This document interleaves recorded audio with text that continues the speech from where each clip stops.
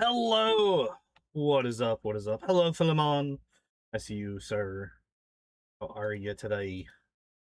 Um, I have made a mistake. I have forgotten to do a thing. Need to fix. I don't have the multi-chat going. One of these days, I'm gonna actually remember how to do all of the things that I need to do as a streamer. I've been doing this for a few years now. I should have this shit down, but it doesn't happen. It just don't fucking happen. All right, so hello, hello. It is Friday, which means we are doing more Rogue Trader stuffs, as you can see by the screen. You know what? This has been bothering me for like 3 weeks, and I keep putting off actually doing anything about it. Okay, I have hated how this fucking Kingmaker logo and the Wrath one as well. I need to move both of these because they're both like kind of off center. Probably still not perfect, but I think they're better. I think actually we'll move the there we go. All right. So last time stuff happened. Oh, actually, I need to pull up the Discord because the description of the places that I'm supposed to go is in said Discord.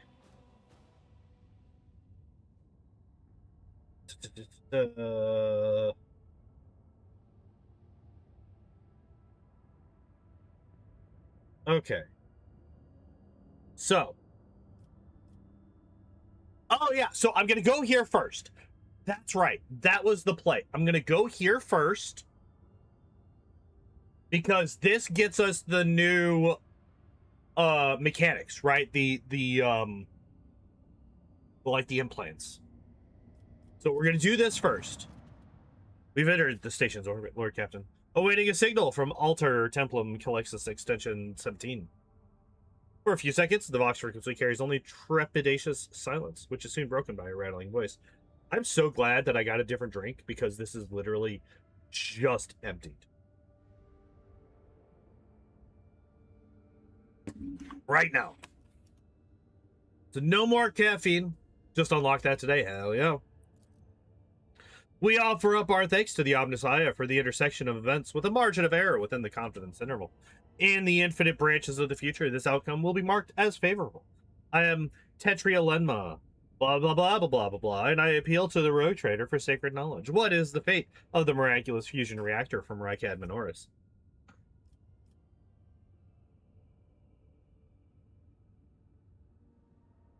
I was getting very wild in terms of things I managed to hit the nail on. Hell yeah. I managed to remove the reactor from the planet. Omnissiah's blessings! Let us rejoice, for the probability in which the Archaeotech was lost has passed. The outcome is recognized as most favorable, transmitting a proposal for cooperation pact TR2 in accordance with which possession... Wait, what? In accordance with which possession of the Sacred Archaeotech will pass to Altar Templum Calixus. Okay. What do you want with it? The knowledge of the ancients is undeniable. The scenario of voluntary transfer of the miraculous fusion reactor to our cloister is recognized as the least labor-intensive, and the probability of preserving its usefulness in our hands approaches 1. The consequences of other outcomes are deemed undesirable. Sure, fine. May you be blessed by the Omnissiah as a statistically significant factor. The airlocks of our cloister are open. May reciprocal gifts increase the probabilities of your triumph. Oh, we got 1,000 rep. I don't know if that matters or not. That might be with a group that I've already maxed out, but whatever. In gratitude for the expansion of our knowledge of Archaeotech, the Arch Clergy, or the Tech Clergy of Altar Temple, blah, blah, blah, blah, blah, is prepared to perform Grade 3 Binaric rites over the machine spirits of your vessel. Generator Extremus Eogan Febris, a Manipulus who has received the benediction of the motive force, will be set to embark your ship immediately. Omnissiah's blessings. Your Lordship, if I may be so bold as to point out, that this learned man possesses a rare combination of skills and is almost certainly proficient in the creation of blessed augments. This is a true boon for the flagship and you personally. All the more peculiar, then, that the Adeptus Mechanicus would so readily hand over one of their invaluable brethren to us. It is unlikely that such generosity is motivated solely by magnanimity. I always have trouble with that word.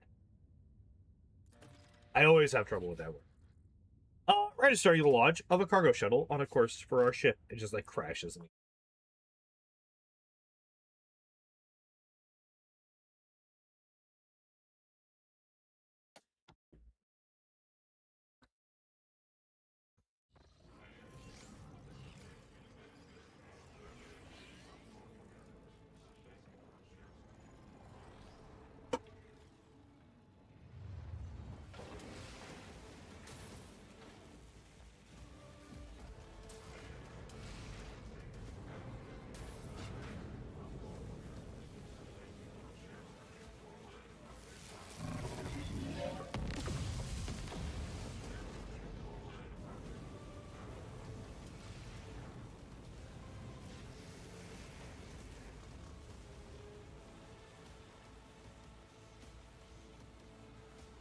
He's just like, I am here! Lightning! And then it works. Sure, why not? Fuck it. Raising his hand, the tech priest snaps his hand closed, and the sparks of motive force vanish, almost as if he has caught them in his fist. A corpulent man with a metal abdomen and bulky carapace, he hovers above the deck like a large crimson beetle. A mature face sits beneath an angular black cap.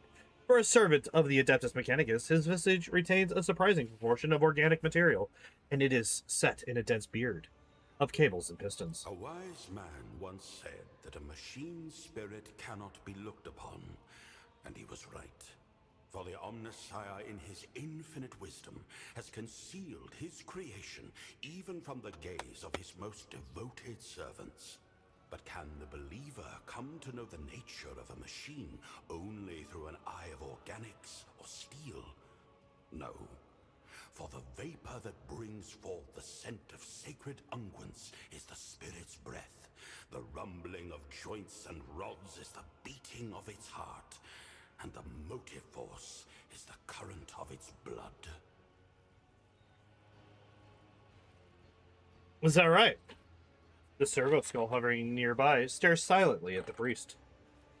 You are correct, Nuncius. I risk boring the rogue trader with my protracted ruminations. However, I will not allow the semantic analysis of my utterance to go unanswered. I will log your thesis for further debate. Now it is time to make my obeisance. Rogue trader, your halls are filled with sacred metal, and the ship's tech priests must be commended in observing the sacraments of augmentation. That blessed union of flesh and ferrum sanctum. Beholding this charges my galvanic coils with exultation. I, Genitor Extremis Eogun Febris, greet you, and thank you for the opportunity to grace these ancient mechanisms with the gift of operation. What is a janitor? Tech priest who has chosen Medicae and biology as their field of scientific research. Interesting. A large portion of the members of the Adeptus Mechanicus, and they hold great sway in determining the policies of the cult. They're distinguished from other brethren of the faith by their keen research interest in various forms of organic life. Oh.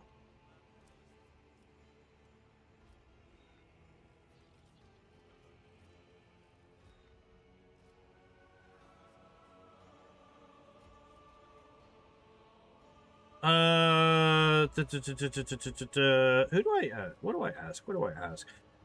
Can you produce energy? An excellent observation. My technical designation is manipulus. And here is the galvanic cell, the repository of the motive force. No, that will take too long. Better to give a demonstration. Observe. Questions?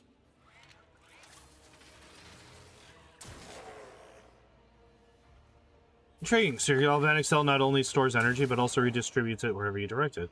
and you power it seemingly by drawing energy from other sources. Correct. Entirely correct. How rarely do I meet such astute interlocutors among the laity.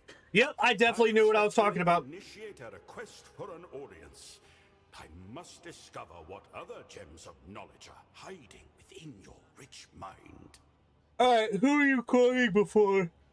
Junior Lex Mechanic Karain, operator of Auxiliary Terminal 289-0 of the lower workshops of Alter Templum Calixus X-17.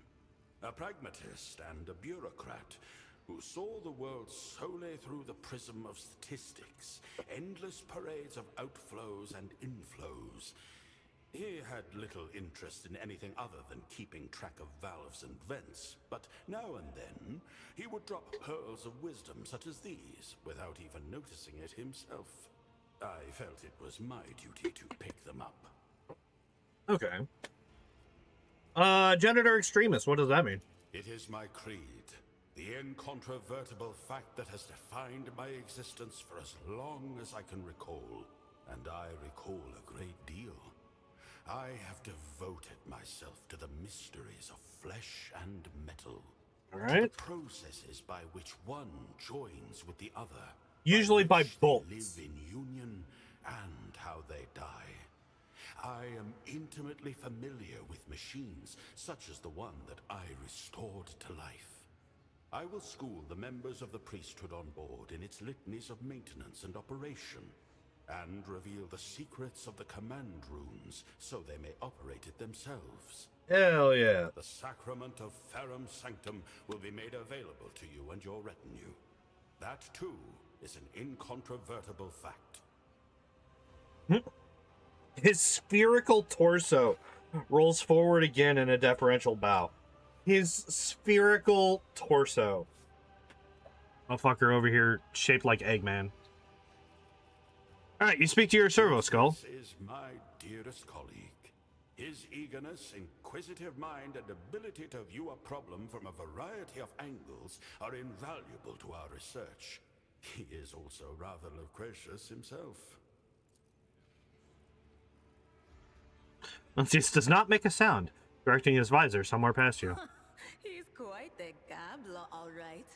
Maybe the cog-bellied master hears voices in his head too. I'm sure my friends from beyond their door would love to get together with them sometime. A servo skull? As your colleague? Right. Well then, I'll take a data slate for my adjutant. I see no colors coming from Nuncius. Is treating servo skulls like living beings some kind of sacred practice among the tech priests? The blood-spun web also speaks to its departed brothers and sisters. But the answer we receive is the silence granted by the Undying One.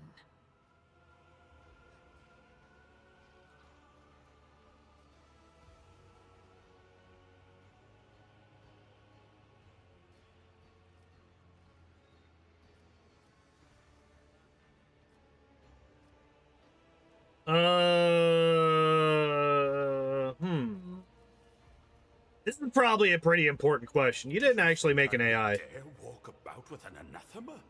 A profane parody of the human mind? The greatest heresy against the Omnissiah? What an absurd idea.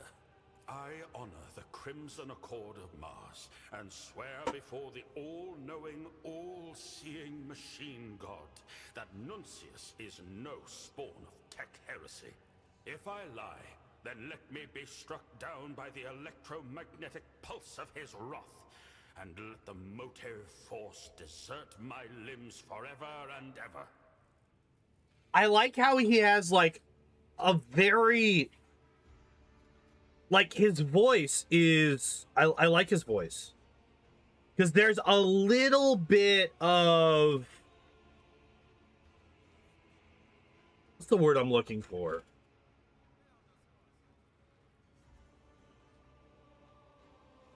Like, they fucked around with it a little bit in editing, but not a whole lot. And I like that subtle touch. There's like a very slight echo to his speech. I like it. Nuncius is an incredibly sophisticated creation of sacred algorithms interlaced with my own. It is difficult for a layperson to grasp their inner workings, yet not a single one violates the commandments of the Omnissiah. Good. All right, well then, Nuncius, I welcome you aboard my vessel. Amazing sincerity, Nuncius. It is gratifying to see that you have not lost your sense of tact over the years. What did he say? I fear my rendering will lack the sophistication inherent in Nuncius's lingua technis, but to crudely summarize, he is honored by your attention and records the moment as significant. All right, well, thank you for your help. Where do you go next? Thanks are accepted, but my service is not yet at an end. Is that so? Clergy of the Alter Templum Calixtus X-17 Cloister, in gratitude for the tidings of the sacred Archaeotech, request that you be attended by Magos Aeogon Febris and the unit Nuncius. I seek your leave to employ our skills and knowledge for the benefit of the Von Valancius dynasty, including but not limited to tending to the machine spirits of the Sector Bionica and conducting experiments in the name of knowledge. In other words, all right, allow Nuncius and I to remain on the ship and accompany you. We are well versed in augmetics, genetics, alchemy, the anatomy of humans, and abominable xenos alike, and the mysteries of the motive force and of sacred engineering. These fields of knowledge may also be employed to eliminate units whose views are not conducive to productive debate. Man, I fucking wish that I had Pascal in my fucking party for this. I didn't even get a chance to pick my party. Damn, that actually sucks, because I'm sure there's a lot of interesting dialogue to be had here. Welcome aboard. Skepticism is undeniably one of the instruments of knowledge, dearest colleague. It guards us against many heresies, preventing ego and vanity from clouding reason on the path of service. But as you see, Nuncius, it is not justified in every circumstance. Rogue Trader, Nuncius states that you are a person of rare perspicacity and prudence. I record this as an incontrovertible fact, and thank you for your hospitality. 1 second. 1 second. 1 second. Perspicacity. The fuck is that word? The ability to understand things quickly, assess situations truly, and make highly... okay. In this day and age, we call that quick-witted. But of course, I did not come empty-handed. I would like to present you with this augment. Now that the machine spirit of the implantation throne is awake, I can bestow its blessing upon you or one of your retinue, should the Rogue Trader will it. Hell yeah. Okay, so what does this do? Force couple with enemy allows the user to attack the target with a melee weapon if they have one equipped after the pull. If the user has 2 weapons equipped, they attack with both of them, but each deals 50% damage.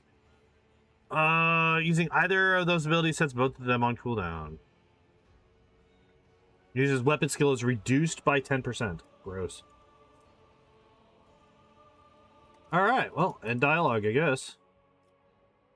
Hey, he's level 15.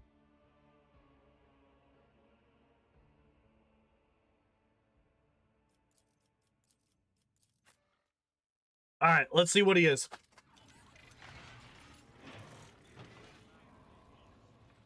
Oh, we're just doing more cutscenes. We are not doing more cutscenes. Okay. Who the what are you? He's another officer. Holy shit.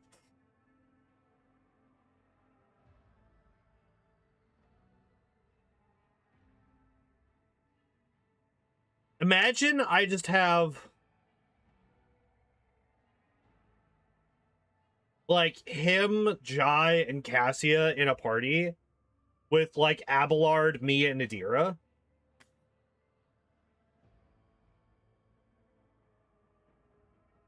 Everybody gets infinite turns. The enemies never get touched.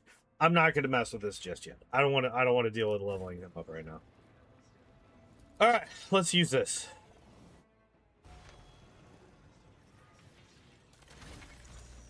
Augment installation. Augmentation directly modifies the character's body. In contrast to equipping gear, installing an augment is permanent. An augment cannot be unequipped and can be replaced only with another augment. If removed, it is replaced with a basic augment. The original body part cannot be restored. There are several ways to install an augment. You could use the implantation throne, speak to the high fact totem on the ship's bridge, or open the augmentation menu on the rightmost part of the Cronus map. And I think you go full augment or none, maybe. To install an augment, drag it into the corresponding insertion on the character diagram and click Install. Each augment provides unique active and passive bonuses, but always applies an unavoidable negative effect. When the character suffers a trauma to the corresponding body part, the installed augment malfunctions. Its positive passive effects are disabled until the trauma is healed, while its negative effects remain. Gross! Will it truly become good with the new feats? Gotcha. Might try some in the future? Maybe. Installing augments inflicts stacks of the Ferrum Sanctum effect. For each augment installed, suffers 50% more. Yeah. Yep. 6 augment insertions. 1 optical and 1 cortical insertion to the head. 1 somatic insertion to the torso. 2 in the arms. 1 musculoskeleton in the legs. Some companions possess unique augments. They can be replaced, but other characters cannot install them. Cassia, Space Marine companions, and Xenos companions cannot install augments. Okay.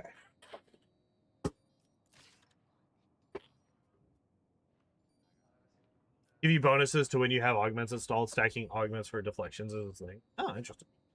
All right, so what do we got? Intelligence is reduced by 10%. Kind of like sucks a lot. Performs a single target attack against a target within the 3-cell radius. That is not me.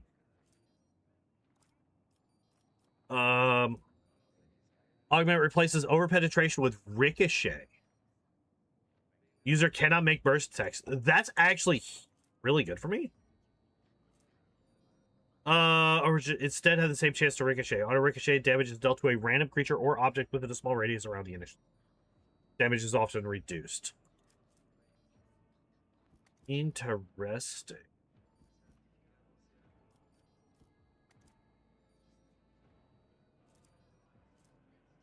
Okay, let's go to type, right?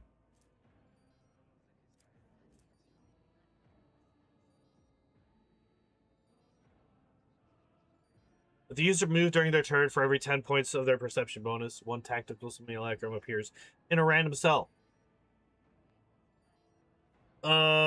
Wounds are equal to 1. It cannot dodge, parry, block, or take cover. An enemy that destroys attack units suffers 6 stacks of... Holy shit. Wait, what? What does that scale off of? Intelligence.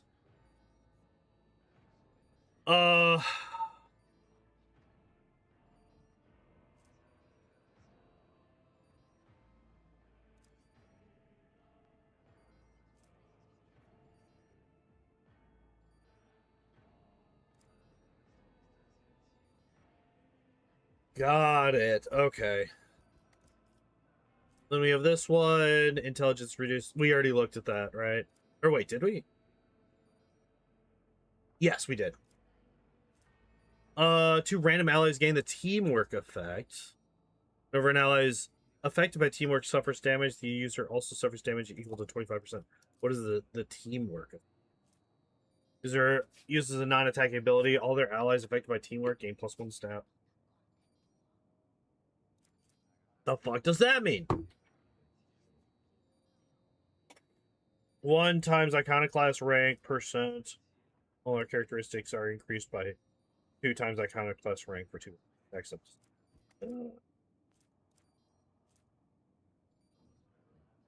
Single melee attacks, so we don't have a melee.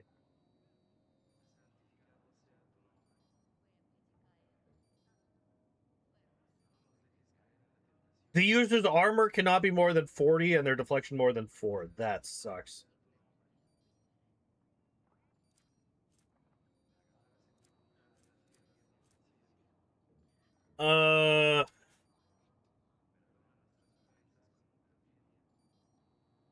Use the deals 35 times number of users' traumas percent, more melee damage.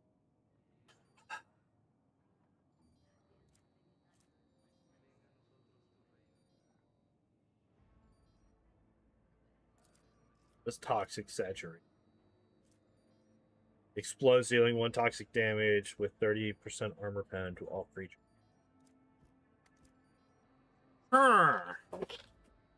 So I think I want this one for him, most likely.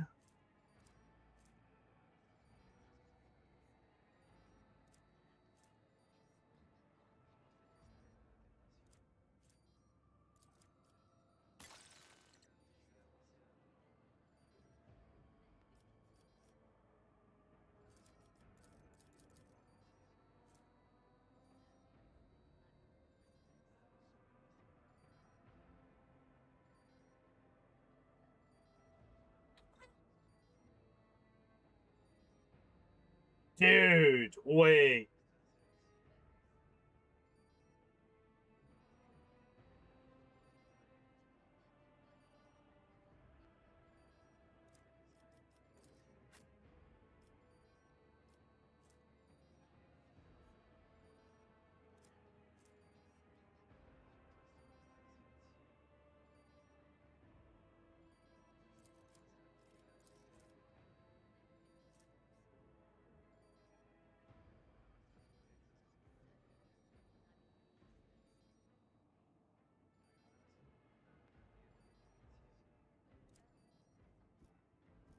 Interesting. This game, Machine Spirit Banishment? What the fuck does that do? Damage is reduced by 10% for 1 round. Must pass an resistance test or become stunned.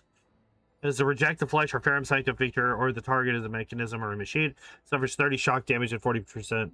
Okay. 25% more. Okay.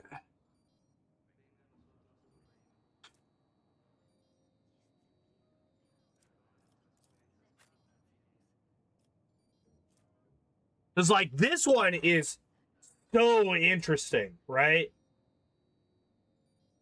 Like, intelligence versus instead of strength and ballistic instead of weapon skill is wild.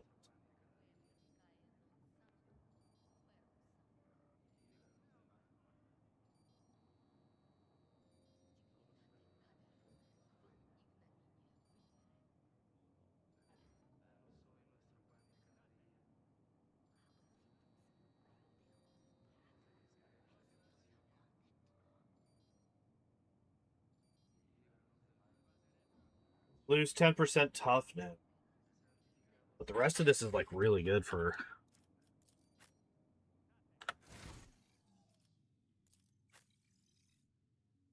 Alright, what is your stats? 65. So you're an int boy as well. Also yells to me wanting to swap toughness for main HP stat with something else. Yeah, like, that would also, like, I mean, we can't do it, but, like, Cassia does that, right? Like, she has that thing where you can, I think it's off of willpower or something instead of toughness.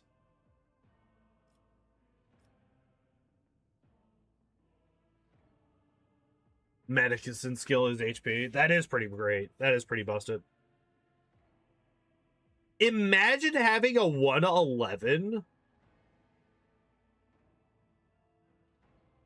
222 medicine. Yeah. Imagine having a 111 at level fucking 15. That is crazy.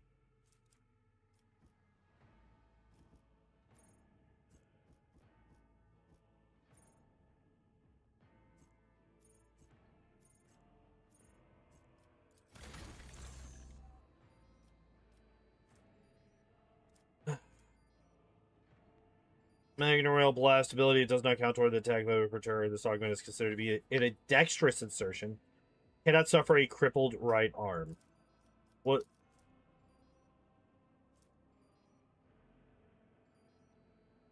Hi, buddy. We have a kitten.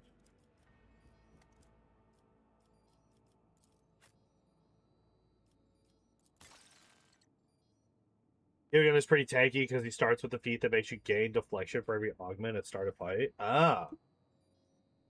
I don't know why it's not just permanent. I don't know. I don't know either.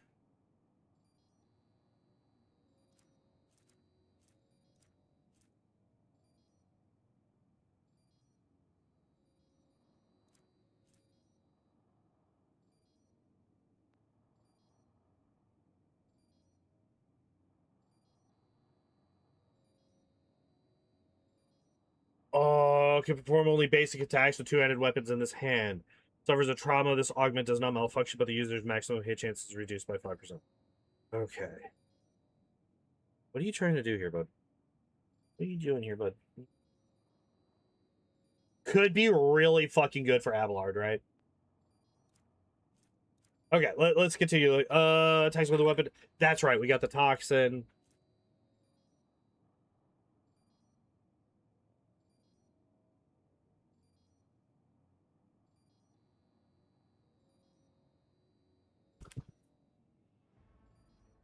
You enjoying yourself?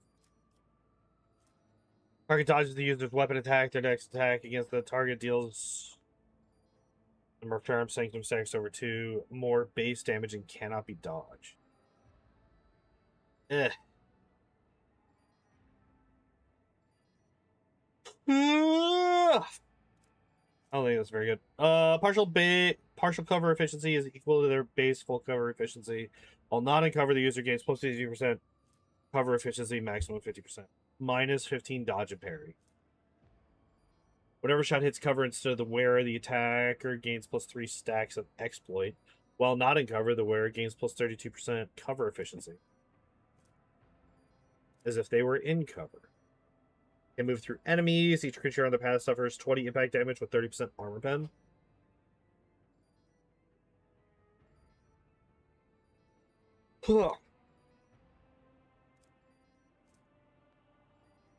Furious Assault ability. Suffer 25 levels of bleeding and immediately suffer additional damage. Makes a melee attack against all enemies within a 4 cell radius. Suffers 25 levels of bleeding and immediately suffers additional instant damage.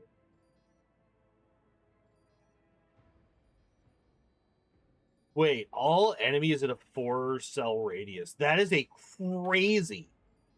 That is an actual insane fucking range for a melee attack.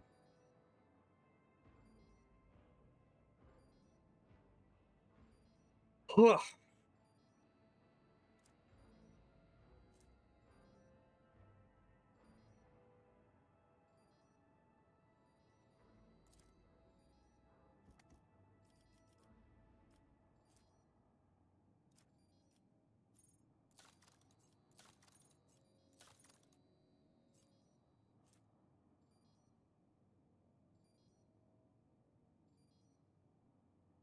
Wait, so why? Wait, what the fuck?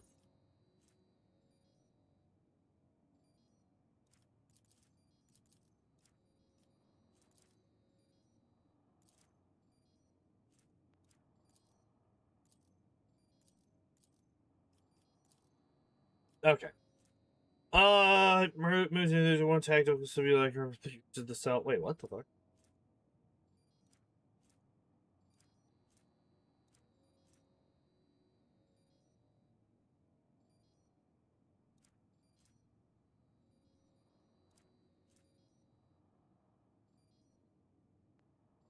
Oh, this one makes them priority targets.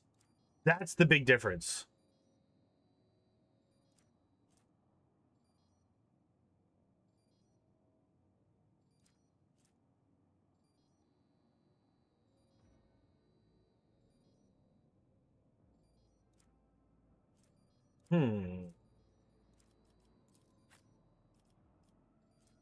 Okay, deals 5% more damage for each ally still in combat within a 3 cell radius around him.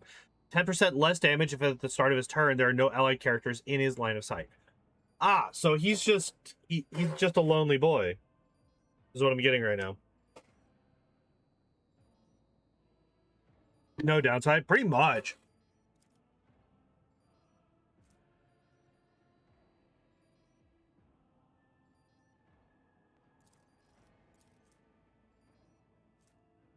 armor over 3, deflection, armor over 2. Wait, he's got 32 deflection? The fuck? I do not remember that. Wait. No, he's only got 16.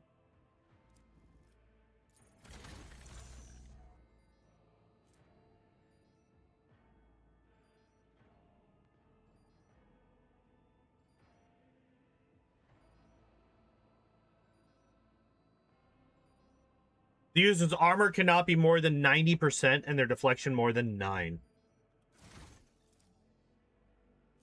Well, my armor isn't 90%. My deflection is far more than 9, though. But what is this scale? What is that scale off of?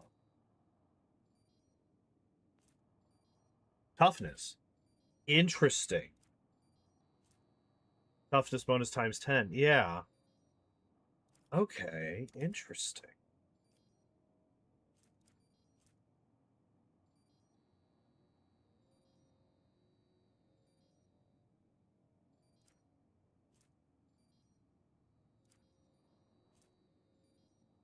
Light armor, medium armor, dodge people, I guess. Yeah, like this. This one actually. Okay, so let's look over here. Let's look at her. Right. 2132 with up to 0 targets.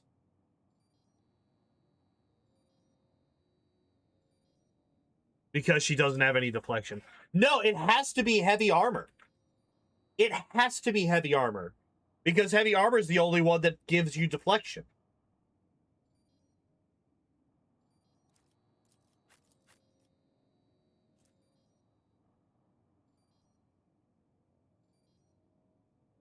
Is losing 7 deflection worth it? I don't see the side of being useful on higher difficulty then. Why not?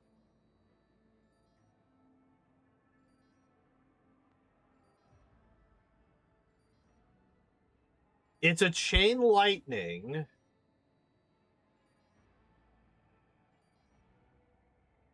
Because you have like 40 deflection.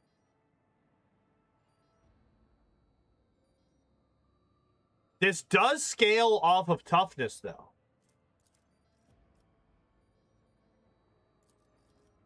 This is like this 9 for deflection. That is the toughness bonus. So if you get your toughness really high, I mean, you're still not gonna.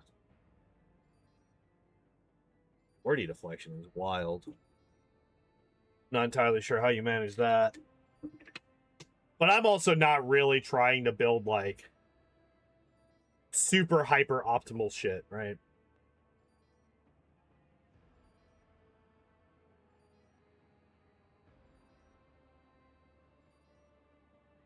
Also, wait, what the fuck is this?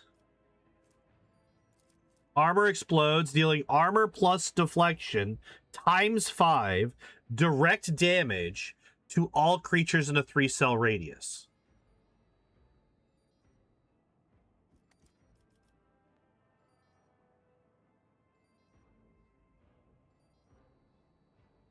Wait. That's not 165.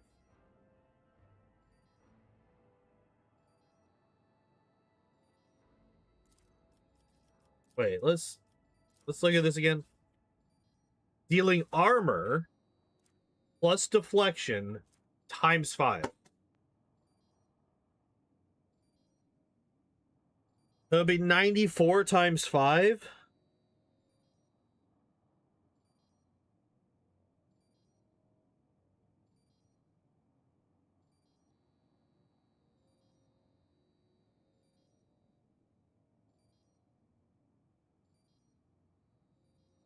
Wait, what?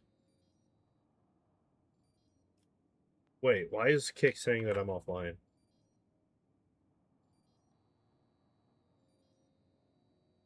Well, okay, it was just lying. Got it. I love when it lies. The question becomes... The question becomes, does it go off of what it says on your sheet? Or is the damage capped by the caps for armor and deflection?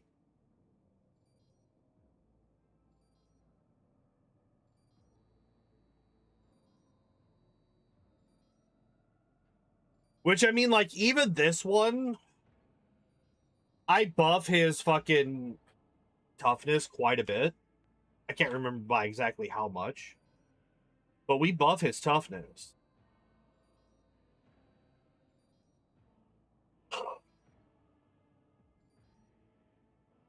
And his armor, I think.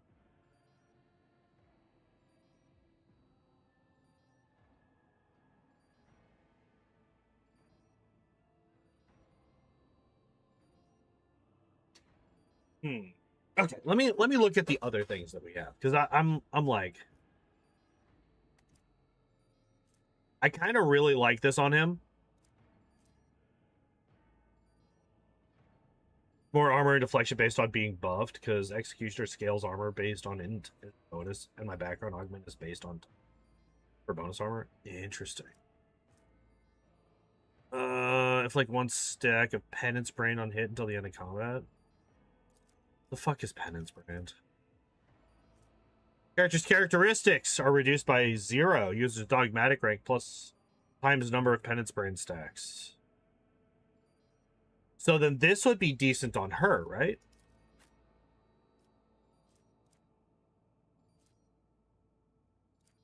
Right, because she's a dogmatic character. Yeah, she's got 2 ranks of dog. She's got 3 ranks in Iconoclast? What the fuck? Yeah, he's only 1 dogmatic. You're heretical. You're Iconoclast. You are dogmatic and Iconoclast. Heretical and Iconoclast for a fucking tech priest? The hell?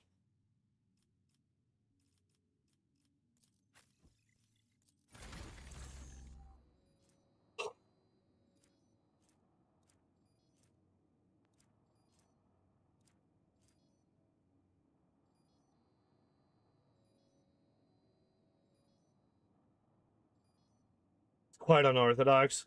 I kind of noticed that he was a little bit weird, which is probably why they wanted to get rid of him in the first place. Only basic attacks with 2-handed weapons in this hand. That's right. This is the one that allows me to use 2-handed melee weapons in the right hand. Oh, this could be really good for him.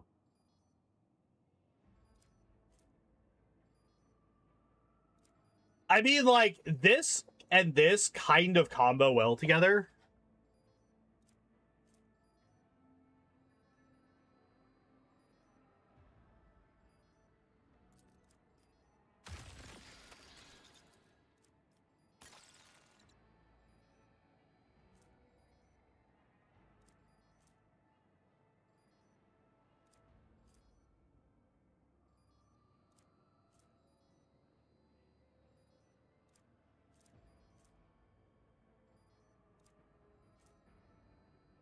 To actually install it, yeah.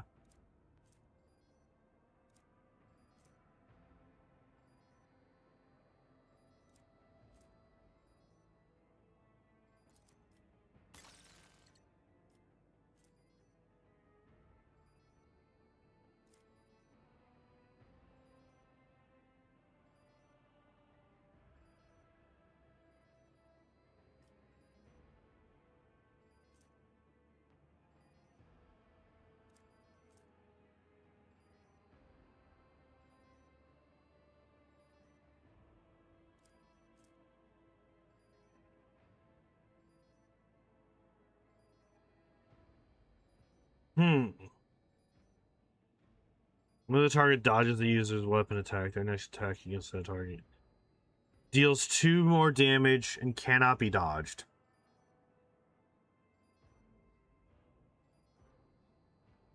This willpower is reduced by 10.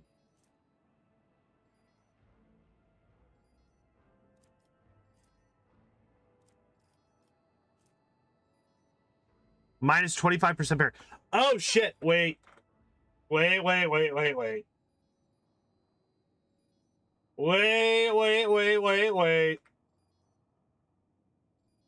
I forgot to look at the... I forgot to look at this motherfucker. No, we do not do this. That 25% parry is fucking huge. Huge. Fucking huge, isn't it? Enemy enters it. Wait, during movement and combat, the user creates an oil-covered area and all cells around they move through. Area lasts for 2 rounds. When they enter it, let's pass an agility tag.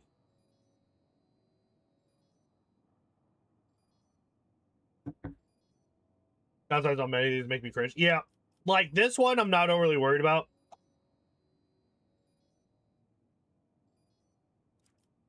This one is fine. And this one, this one literally doesn't do anything.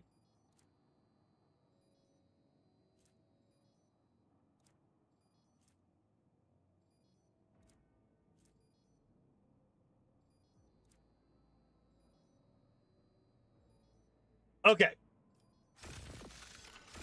We're committing. What is this? As a galvanization property, press a button below the wait.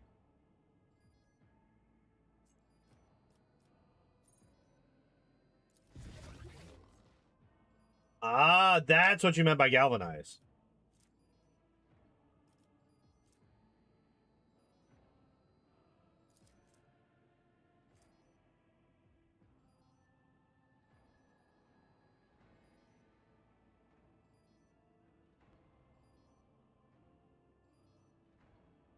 What?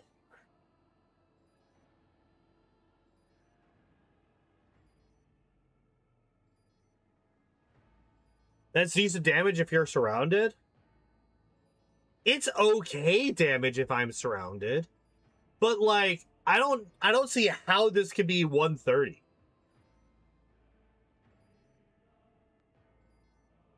Because my armor is 85. And my deflection is currently capped at 9. That's 94. Hold the fuck up. First off. Yeah, this is pretending like the combined amount is 26. 10 to 1. But even still, that wouldn't make any sense.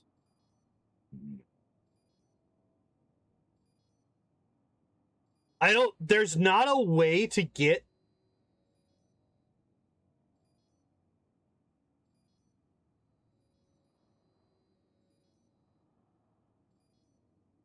Because I have 85 armor. Even if you bring it down to a 10 to 1, right? That's still 9. Right? Because rounding up, most likely rounding up. So 9 armor plus the 9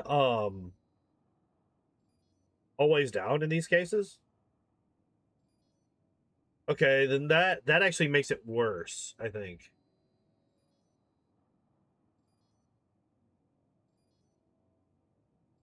If I had 17 deflection, which I don't, and then 9 armor, that would make the 26 for 130.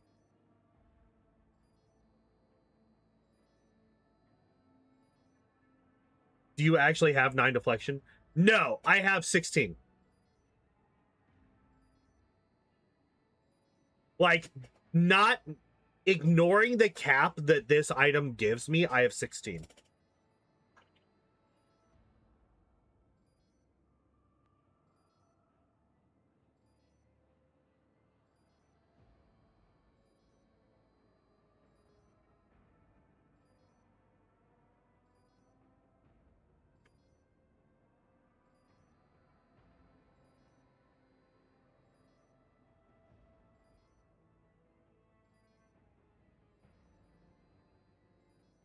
Strange. All right. I don't really see anything else in here that's like super good.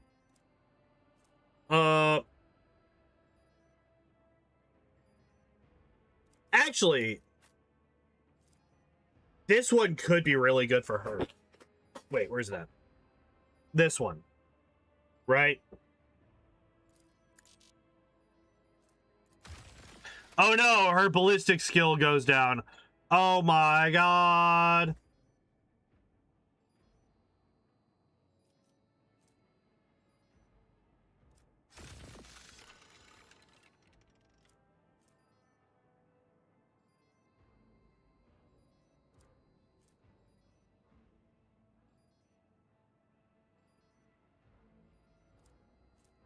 So the freak show begins, pretty much.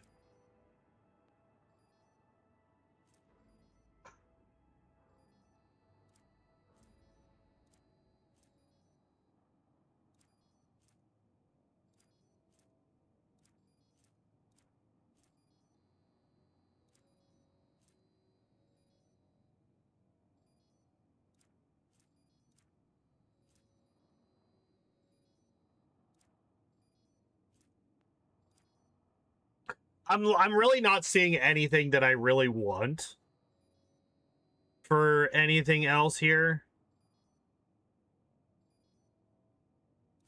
So I think we're done here.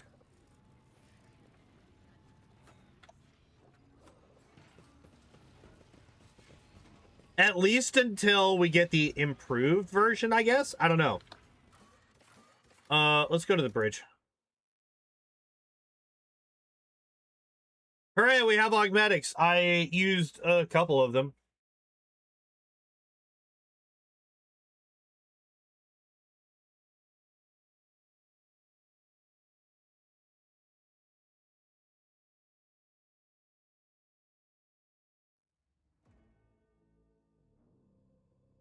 I'm still not entirely...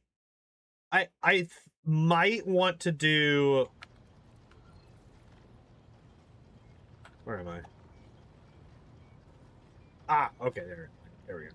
I might still want to do the ricochet thing.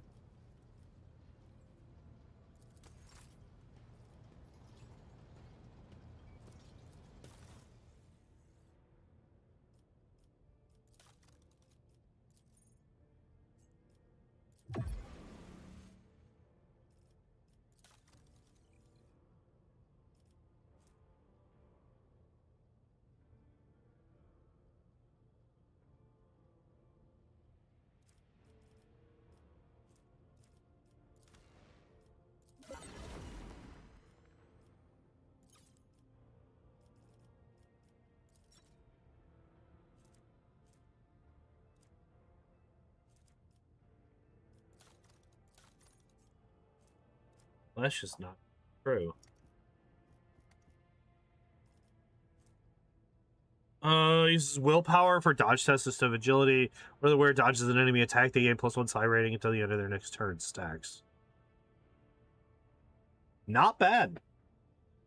That actually could be really useful. Please. God. Nothing! Are you serious?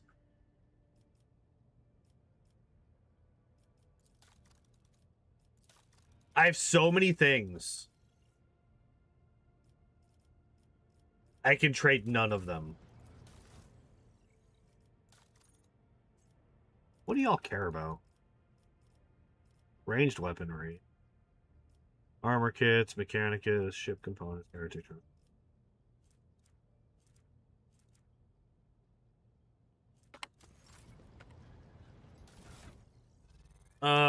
Let's do this. What the fuck? I literally just got new stuff. What do you mean?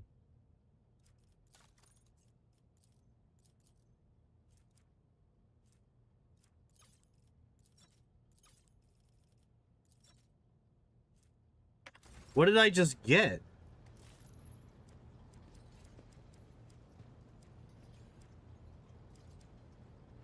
Oh my God.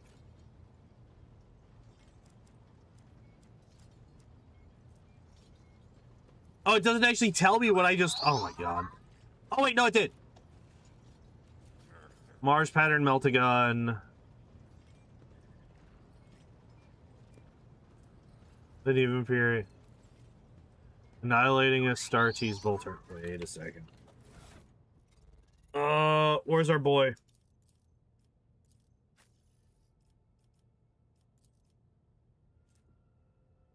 Huh.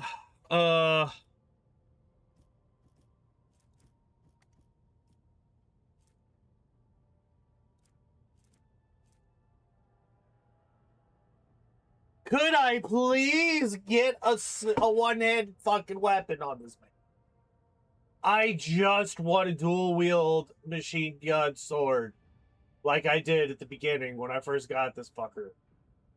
And then I didn't realize that I was literally never going to see another one-handed ranged weapon for this fuck. Ugh.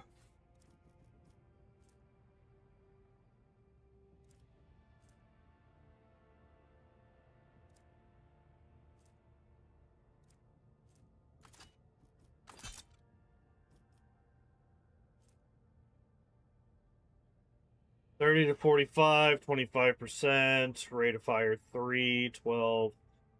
So the Typhoon bolter has more ammo. Clearly OP plasma gun for him. Don't remember where. That's...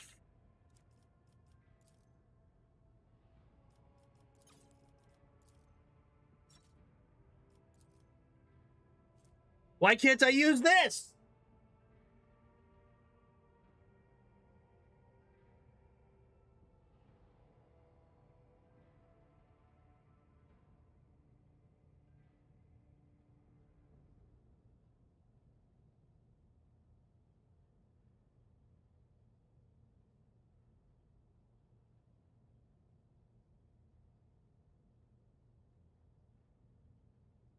I don't get it. Finger's too big? Bullshit is what it is. Some bullshit.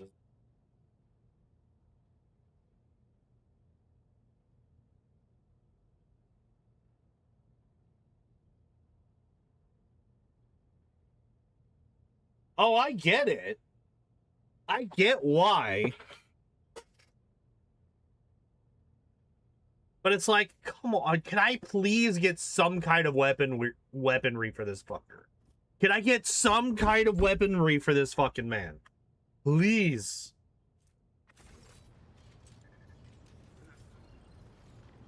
All right.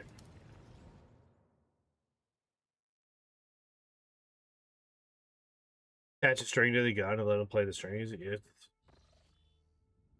I don't understand it. I don't get it. I'm fucking tired today. By the way, I'm fucking tired.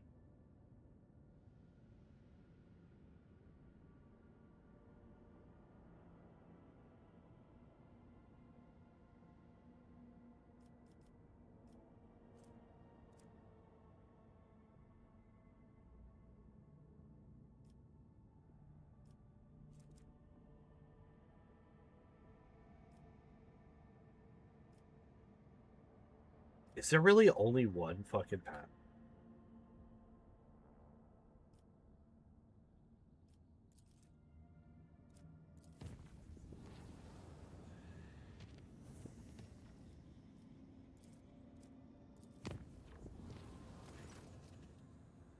Lord Captain, following the rites of healing performed by the esteemed manipulous Febris on the implantation thrown of this sector Bionica, the machine spirit dwelling within the relic reveals something extraordinary to us. On awakening, the sacred Archaeotech brought several more machines back to wakefulness. After performing diagnostic rituals, the tech priest discovered a secret door behind one of the devices. It was inscribed with an ancient Von Valancius coat of arms. As soon as the tech priest tried to enter, a genetic guardian blocked the way. It refused to open the door to anyone but Rogue Trader, Tiberian Von Valancius, or his heir. What do we know about this guy? Therein lies the problem, your lordship. No rogue trader by the name of Siberian is listed in any Dynasty Chronicle. The historiators of the flagship are also unfamiliar with the name. Why the Guardian thinks it belongs to an owner that never existed is a mystery. And only you, as the actual head of the dynasty, can find the answer. Alright, let's figure it out. Let's figure it out.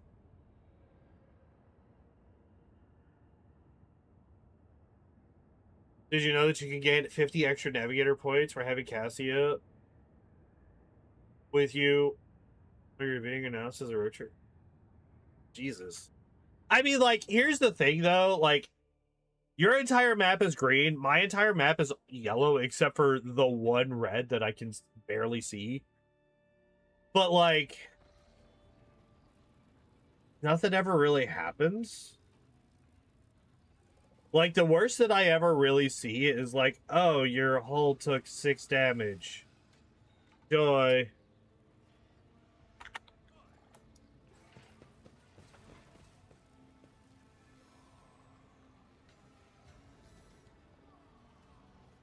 So. Yeah, the High Factotum, Chirurgeon Martinax, and Janitor Ferenz are already waiting for you by the mysterious door.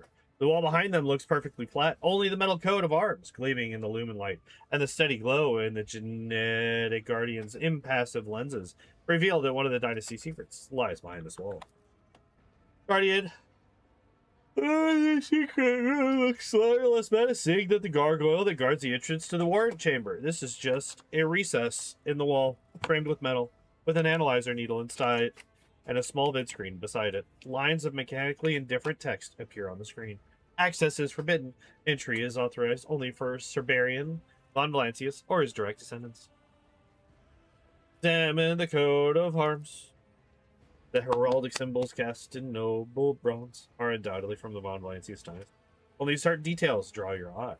Some elements of the ornamentation and the anarchic script, they indicate that the coat of arms, as well as the wall itself, is several centuries old. Who is Cerberian? Error, the request is invalid. Entry is authorized only for Cerberian Von Valancius or his direct descendants. Rogue Trader Terry Von Valancius, command you to open this door. Genetic confirmation of dynastic status required with an off-putting beep. The analyzer needle lengthens slightly. Alright, let's do it. The analyzer pierces your hand, wriggling repulsively beneath your skin. A split second later, the color of the Genetic Guardian's vid screen changes to a welcoming green. Identification passed. Welcome, member of the Von Valancius dynasty. A tremor passes through the wall, accompanied by the deep groan of ancient locks release. To the sector Martinax. Pupils dilate. He takes a wary step forward and freezes. Incredible. Generations of chirurgeons have toiled away here. We're utterly unaware. Because you're fucking stupid and you can't see. Like, literally stupid and blind. Friends lets out a shocked exclamation in linguotechnics, which shifts to a sharp Benaric screech. Then, embarrassed by his outburst, Tech Priest bashfully steps aside, respectfully making way for you. Be careful, Lord Captain. Dynastic secrets can be more than a little dangerous. It is my righteous duty as seneschal to escort you inside.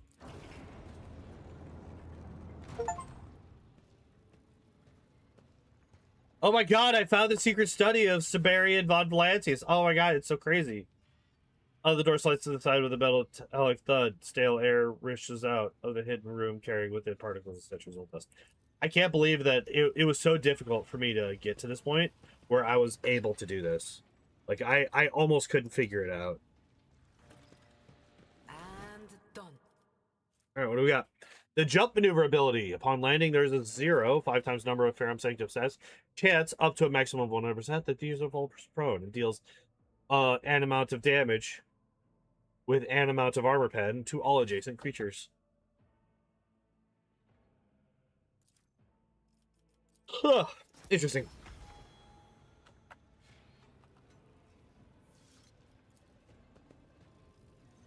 Feel you have seen these symbols before. You have definitely encountered these images on the sector mine.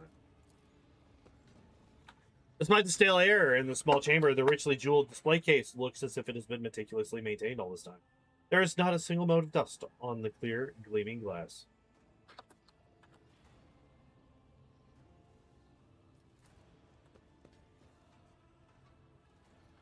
This chair, luxuriously upholstered in a natural velvet, is clearly the work of a highly skilled craftsman. It is obvious at a glance that it is worth a fortune. A figure in grand attire stares down at you from the portrait with an air of regal superiority. The insignia embellishing his lavish cloak leaves no room for doubt. This is a rogue trader of bygone days. His right hand rests on the hilt of an exquisite blade, and his roguish half-smile radiates majestic condescension. Black reads, Siberian von Valancius Massimo of Coronis, rogue trader of the Imperium and guiding light of his dynasty. Study the details of the portrait. It is hard to argue with the simple truth. The subject of the portrait was an extremely good-looking individual. Not one of his meticulously painted scars, which the rogue trader bore like medals of military valor, could spoil his noble beauty. Chiseled features, dark brows, and a gaze full of inner strength. Also notice the finely worked furrows of stubbornness on his forehead and at the corners of his mouth. The artist strove to capture the complex character of a strong-willed man and seems to have done a superlative job. Got a fine figure. Portrait remains silent, perhaps because, despite the vividness of the person depicted, it is only an object that has been hanging on this wall for centuries. Examine the weapon in the portrait. There can be no doubt about the weapon's origins. The sword depicted by this unknown artist's brush was not forged by human hands. The fluid curves, the exceptional luster of the blade, and the gem at the hilt show the weapon to be the work of an Eldari artisan. The blade is also unusual for the runes engraved along its length. They are most ancient indeed. The inscription is in the Eldari language, recounting the legend of an unholy god of war, revered by the Xenos. What an intriguing blade! But to display it in a ceremonial portrait, the sign of either fantastic arrogance or self-indulgent stupidity. Why?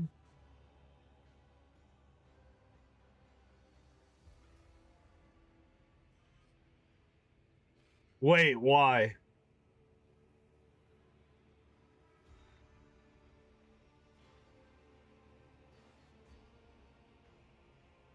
But to display it in a ceremonial portrait is a sign of either fantastic arrogance or self-indulgent stupidity.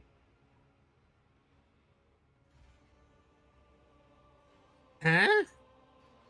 Bitch, you don't make no sense. Study the background. Your eye is drawn to the head of the predatory creature behind the man. Its beastly face, distorted in mortal rage, is vaguely familiar, and its gaze, too intelligent for a dead thing, is fixed on something very specific outside the painting. Oh, interesting.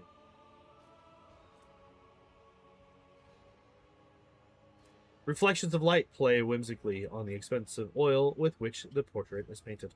I'll not dishonor the glorious name of the von Valancius dynasty, I swear.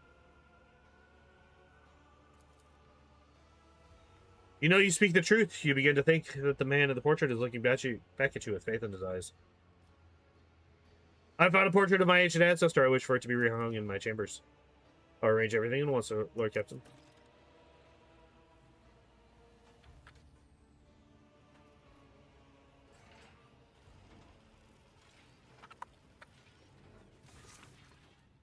The cover of the book is coated in a thick layer of dust. The sprayed edges have warped and are marred with decay. Writing implements lie in disarray, an auto quill, an ornately shaped inkwell, and a paperweight, as if the diarist had made the last entry before leaving their secret study in haste. Dust off the cover. The sturdy, well-crafted leather with expensive embossing has hardly faded with the effects of time. The von Valancius coat of arms stamped on it is embellished with large gems. The book is covered in many scratches and scuffs, as if the book has survived more than a few adventures. At the bottom of the cover, the name Siberian von Valancius is written in florid script. It appears to be a personal diary. Over to the first few pages. Pages are filled with cramped writing, along with blots, crossings out, and sweeping underlines that reveal the owner's passionate nature. The ink is as faded and decayed as the pages themselves. The thin parchment crumbling to dust at any careless touch. Leaf through the middle. All I can be certain of is that the portion of my designs that most of my retinue would consider overly bold will not leave the confines of these chambers. It is rather amusing that this personal laboratory has ultimately become a secret sanctuary to whose walls I could tell most of my ideas and research. At times, I sense that the esteemed Exalt 117 is entirely aware of its existence, but the Archmagus has always possessed that rare combination of human qualities, a sense of tact coupled with the ability to keep other secrets. The stream of thought is cut short. Next page of the diary has been ripped out. That's unfortunate. What did you say before you died? The siege is over, but it takes more than a single battle won to snuff the flames of war. They are showering me with their artless praise. They are lauding me as the savior of the dynasty, and yet I cannot shake the thought that it may be my hand that signed its death warrant. What if the artifact in front of me now is not enough? Yet the place where I found this relic may hold still more. The God Emperor willing, I shall find them. No one must know about the cluster I discovered. No one must interfere in my search. I will order Ambrosio not to record the warp routes in the archives of his esteemed house. And should I fail, then perhaps my descendants might finish what I started. The dynasty's private cogitator on Dargonis seems ancient and loyal enough for me to entrust it with the coordinates. The access identifier is Laria. This will open the secret areas of the machine spirit's memory. I hope I'll be the one who reads this journal upon my return. And I hope I will destroy this evidence of my inexcusable faintness of heart. The remaining pages of the diary are utterly untouched. Perhaps the cogitator in the Palace of Dargonis, mentioned in this last entry, can tell you more about this mysterious Siberian von Valancius and his life's journey.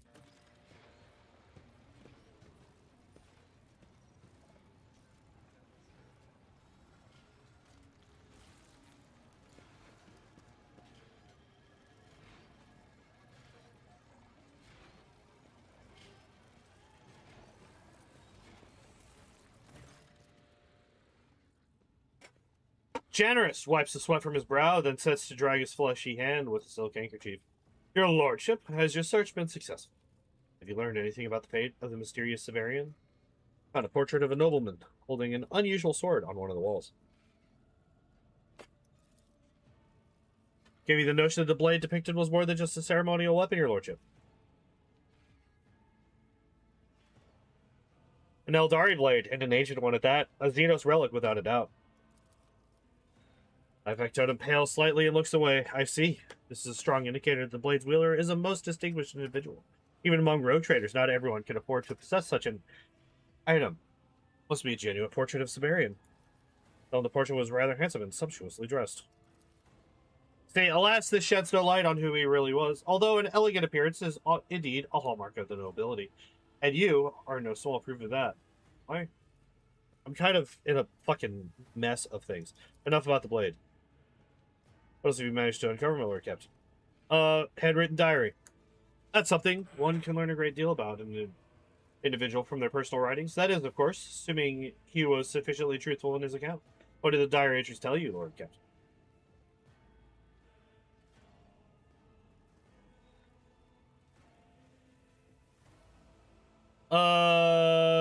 Yeah, radical ideas, secret lab. That explains a great many things, in particular the fact that no mention of him survives in the official histories. I suppose there must be something dark and nefarious behind all this. Far more than we can even guess. Yeah, Siege of Dargonis. Facto takes two absent-mindedly twirling the article in his hand. What do you think? That is strange indeed. I have studied the history of the dynasty in enough detail to recall all the major battles of the last millennium, and none took place on the capital world. Refers to a certain cogitator in the palace. Wonderful! You should definitely go to Dargonis and convey that code to the cogitator's machine spirit. Nothing more has survived the records. Thank you for your information, your lordship. That's everything I managed to discover. Your thoughts? Your lordship, I imagine that Siberian was a man of remarkable talents and extraordinary destiny. I regret that I was fated never to see him in the flesh. The life-form janitor friends is extremely disturbed by the discovered addition to the genealogical tree of the von Valancius dynasty. I request permission to make the appropriate changes to the Sector Bionica archives. It seems that Siberian von Valancius was indeed the one erased from the official chronicles. I wonder what deed prompted such a step. I do hope that, when the machine spirit of the ancient cogitator on Dargonis sheds light on this mystery, we will not have to consign what we learned to oblivion as well, Lord Captain.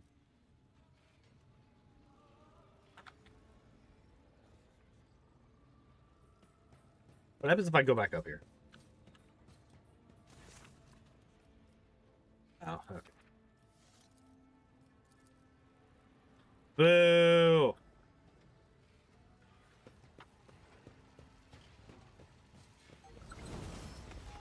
I fucking knew there'd be something up here. I fucking knew there would be.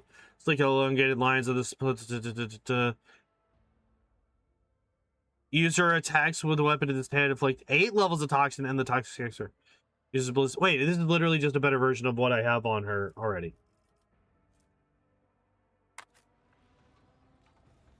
Literally just a straight up fucking upgrade.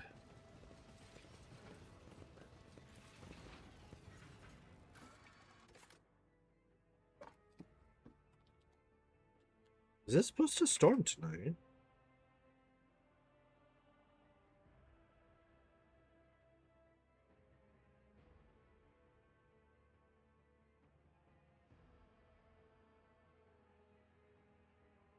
I just heard thunder. That's why I'm checking this all of a sudden. 80 degree. Shut up! I'm not paying you. Severe thunderstorm watch. Possible risk of severe weather.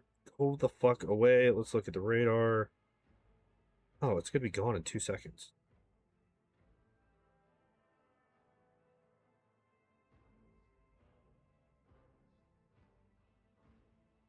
Okay, it's gonna storm and then it's gonna be gone. Literally non-issue.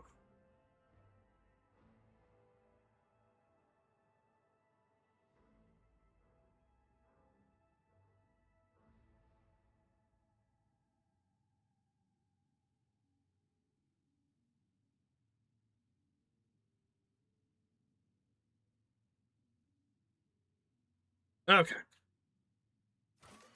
Voice your bridge.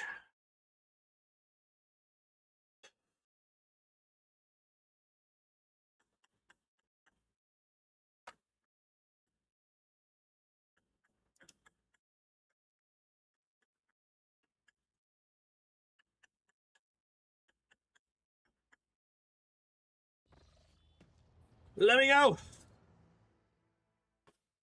I don't know if I'm gonna make it all the way to 10 tonight. I'm not gonna lie. I'm already starting to feel a little bit tired. Hooray!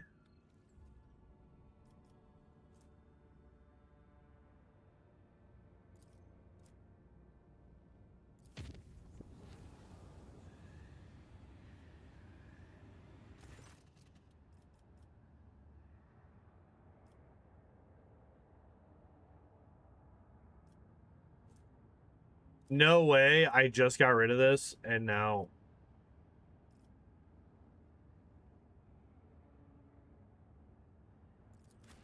All right. Get out of here. You know, we're gonna go back to Cassia. We're gonna stick with Cassia for a bit.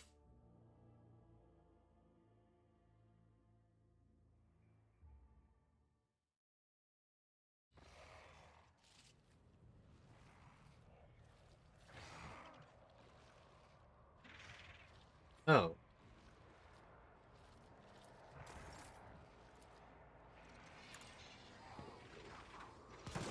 The impure cannot escape their fate. For the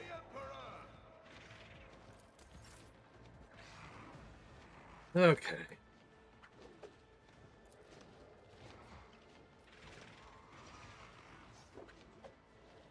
Oh wait, no, this.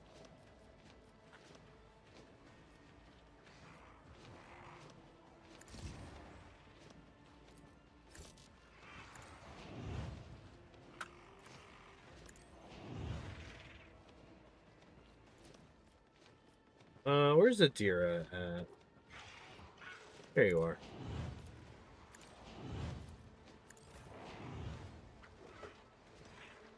All right.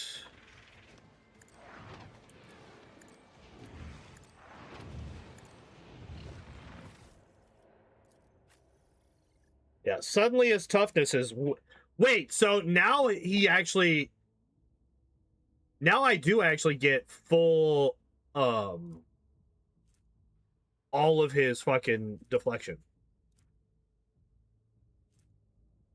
Nice. Hell yeah.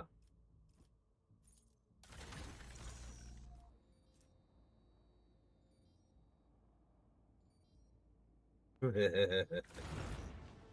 right.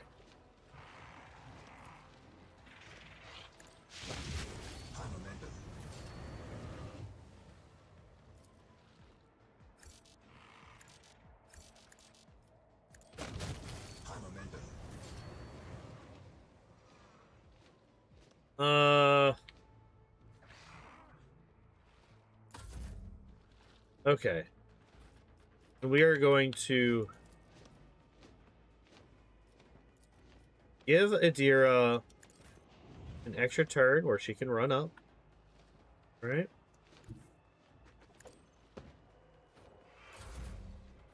And then we will give her a full turn. What an unfortunate turn of fate. Not the scryer's job.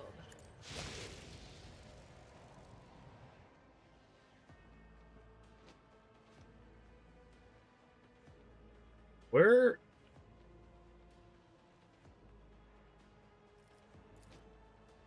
Oh, fuck. I didn't see him over here.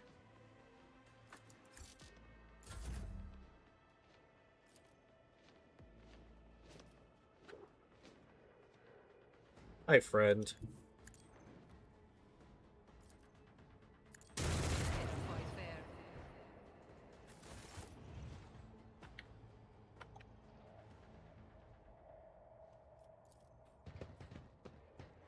That was easy enough.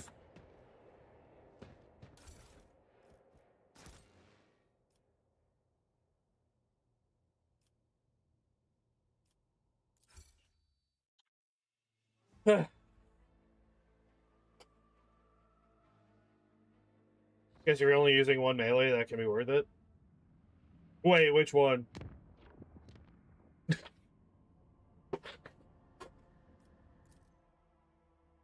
Oh, there's a planet I'm missing in this one, too.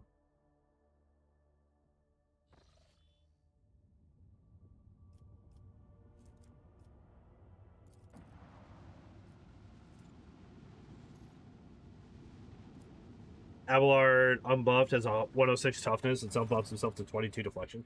That's crazy. Iron to detect an active combat operation in the orbit above the surface of Euphrates 2. Tried to contact the explorators on the flagship of the Cognizance fleet, coordinating the siege. Give me details of the combatants. The world is besieged by a squadron of the Cognizance fleet, supported by a joint armada of vessels from across the entire expanse. Among the latter, we are registering vessels recruited by the Lord Inquisitor to defend the sector. They are opposed by the Final Dawn scum, led by the blasphemous traitors from the ranks of the World Bearers. What's so important about a Euphrates 2? This sacred forge world had always been closed off to the lay people, believed that it was only at the threat of having it utterly corrupted by the ruinous powers that the explorators had begrudgingly accepted their profane allies, setting foot on their blessed world. Who's winning? Detecting parity between the forces as both parties employ conservative strategies with the aim of gradually achieving positional superiority. Tactical prognosis suggests that this impasse will persist for a while longer. Why are they refusing our aid? Their reaction is a result of reasonable wariness, your lordship. The agent network to the cult of the Final Dawn spans entire worlds and has proven its effectiveness time and again. I presume the tech priests are afraid of letting a treacherous vessel into their combat ranks. I'm literally a rogue trader. The fuck do you mean? Let's not interfere. We're leaving. That's retarded. I hate that.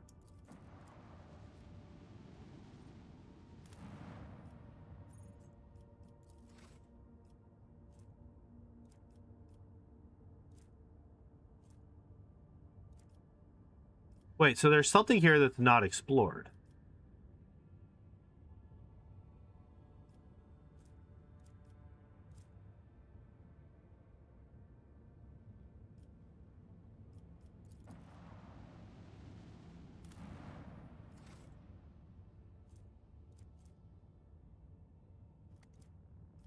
Oh, so I haven't explored Euphrates too. We're leaving. We're leaving.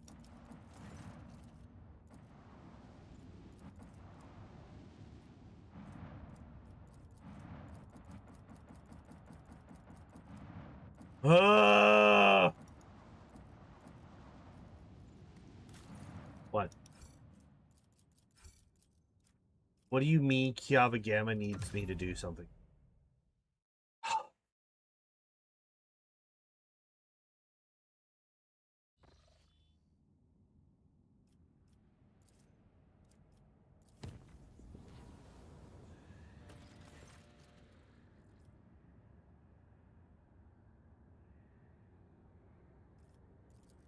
Alright, what happens? Holy shit, we took 95 damage.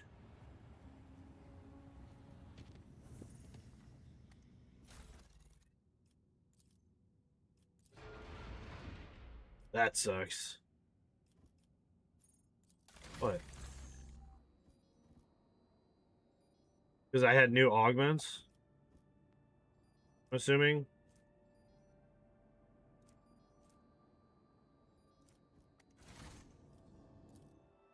Okay, so there is also stuff in here.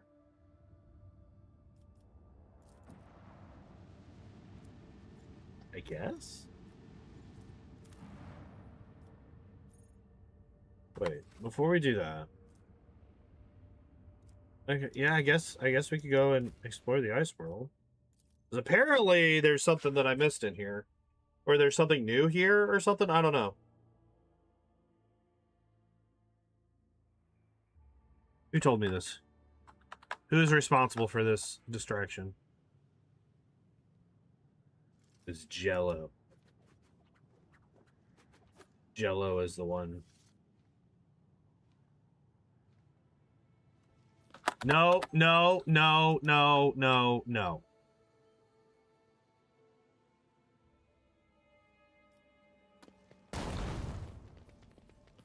Cassia, you dumb.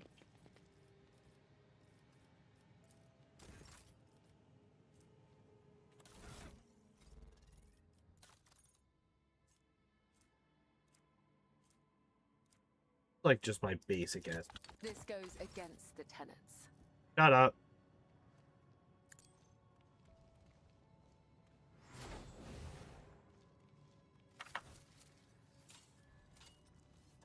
Fragment of ship plating bearing unholy symbols. It seems the vessel was shot over the planet as some of the debris reached the surface. Just as he ordained.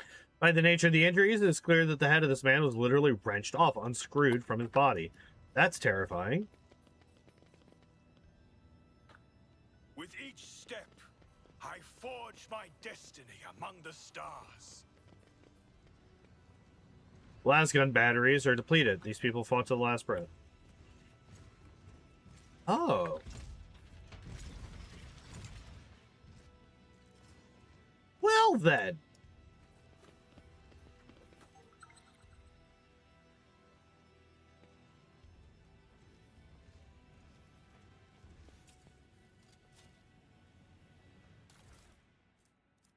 I was about to say, are we just gonna stand there and stare at the loot that's right here?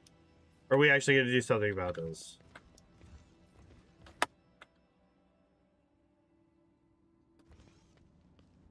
Cassia, I swear to Christ.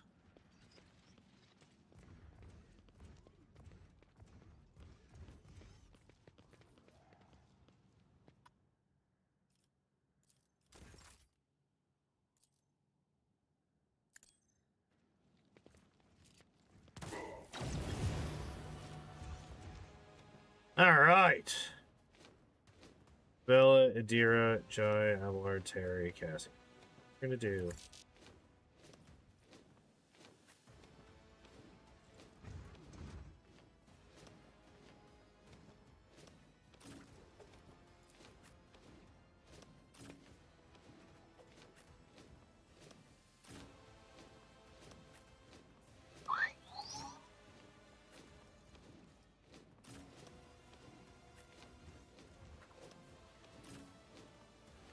Alright, start the battle.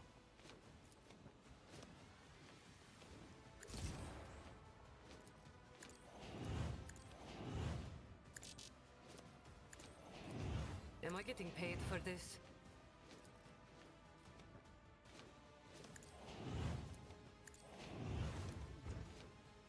Alright. What do you mean no line of sight to the target? No can do. Are you fucking... What do you mean no line of sight to this target? Oh, because she can't fucking move because she can't... Ah, everything's fine. I'm not so sure.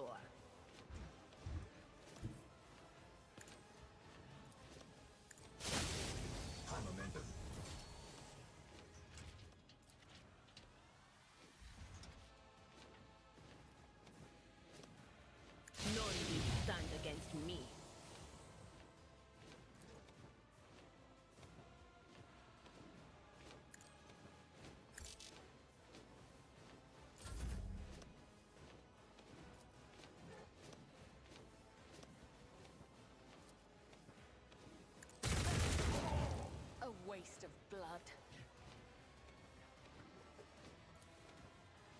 Death to the weak! Death to non-believers!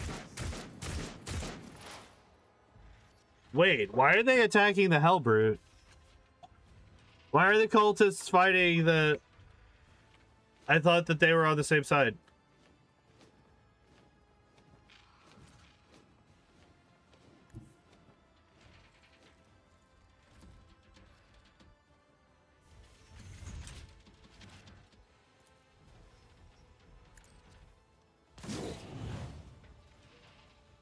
Okay.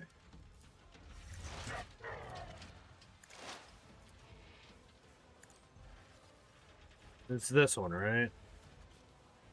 No.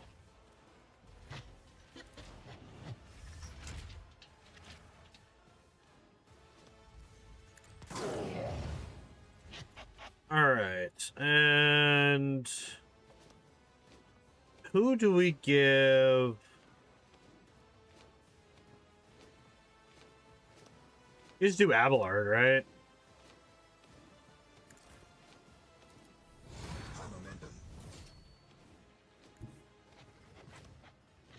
Tried and tested tactics are the best ones.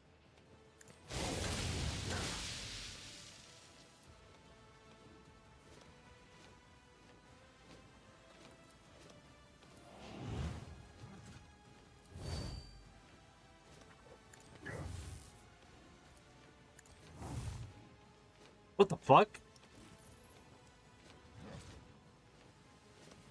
No way he got a 5 and a 27 out of 31. Absolutely fucking disgusting.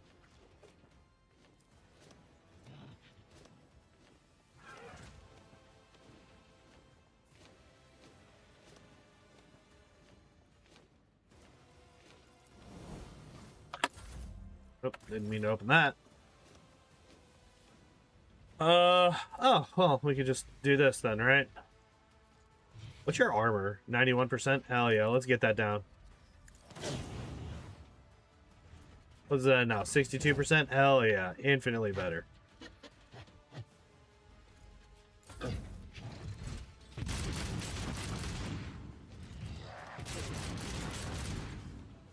Good job, genius.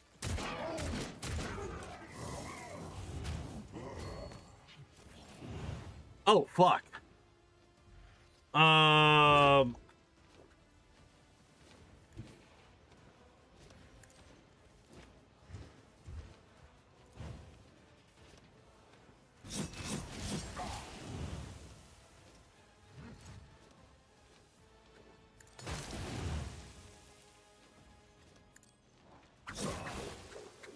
There we go.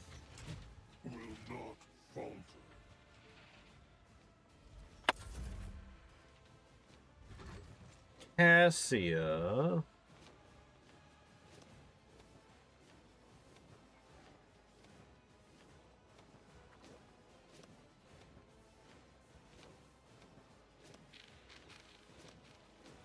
What's this do again?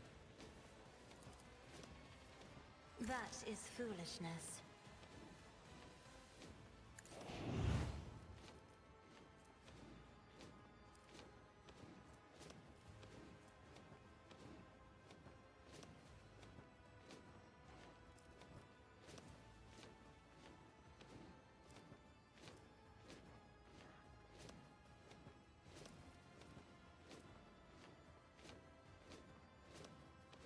I am a navigator, not a servitor.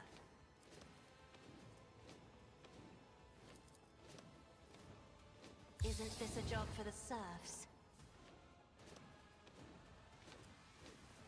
Fucking 220 willpower is absolutely insane.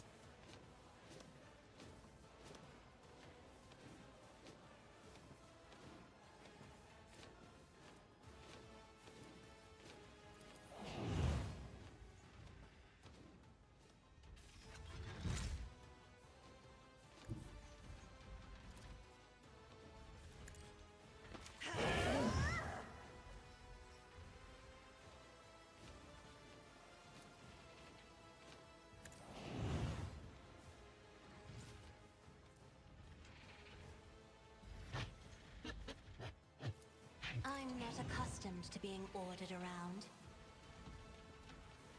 Do I?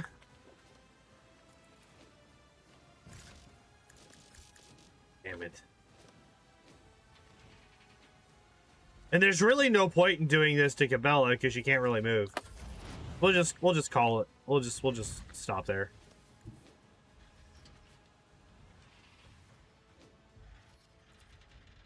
I know what is to come. Voices will join my whispering choir. All right.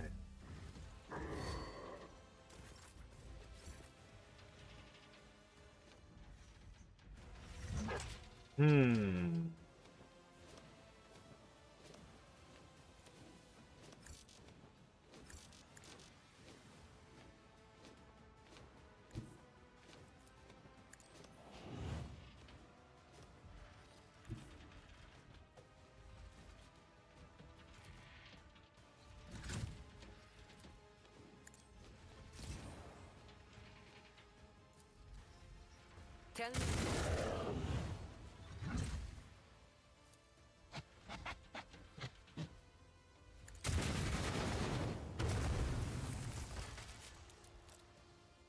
Nice. You've got a problem, I've got a price.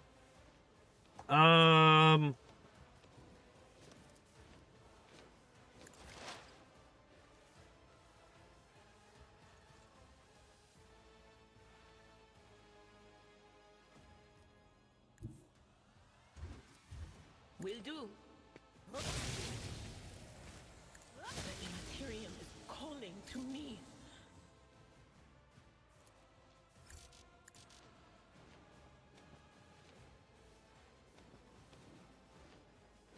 Let's see what you can do.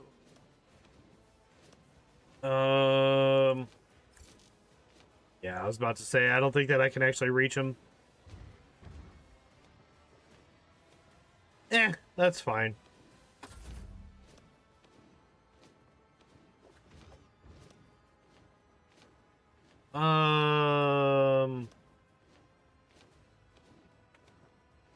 Let's do this. Living on the edge. We can bring her back down here. Right? Then we do this. But of course.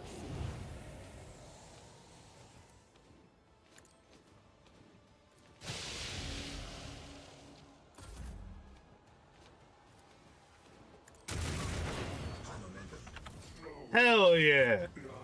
I feel my age when fighting alongside such young warriors. Indeed. While I have my navigator skills to call upon, you are, statistically speaking, far more likely to perish in battle. Oh, I mean, that came out wrong. Good job, lady. Well done.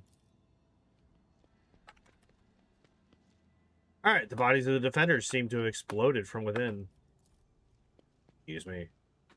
The bodies are dressed in rags and armed with faulty weapons. You notice many handmade aquas and other symbols of faith. Duty.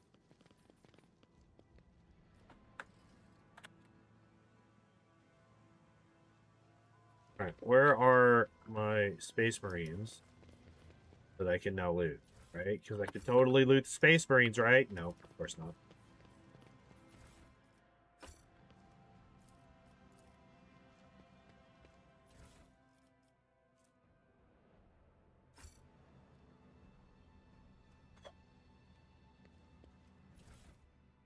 A whole lot of not a whole lot. The former warehouse of the planet's defenders. The crates marked provisions are empty and the weapons are simple. And of poor quality.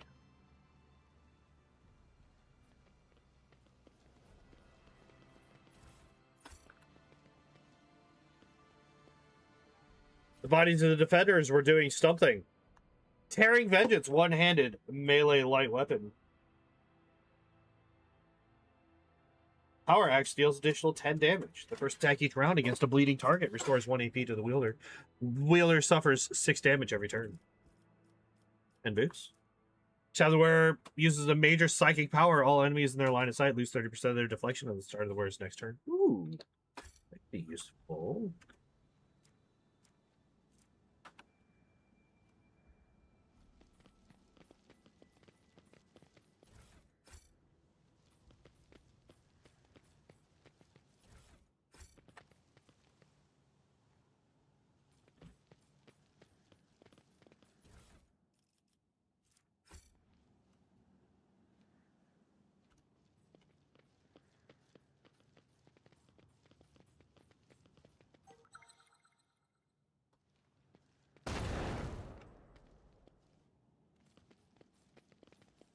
You know what? You get to keep it.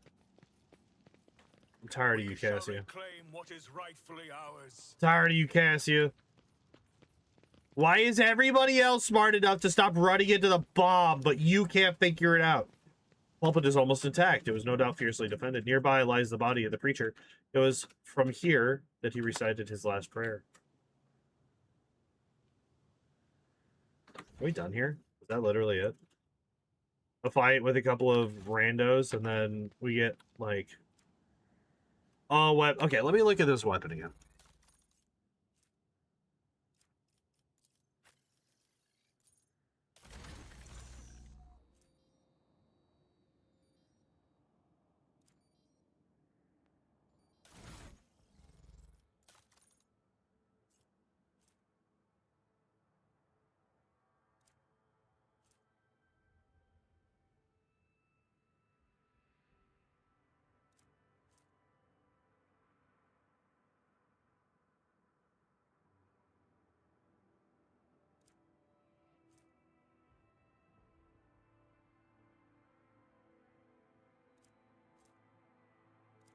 One-handed, one-handed, one-handed, one-handed, one-handed, one-handed, one-handed, one-handed, two-handed, but it's a one-handed. I swear to God, there was a bunch of two-handed weapons. Okay, wait, 31 to 41. Terrifying weapon, ship disciplinary officer who secretly put down immunity. Chain weapons deal 25 damage, plus 10% parry. So, wait, is this...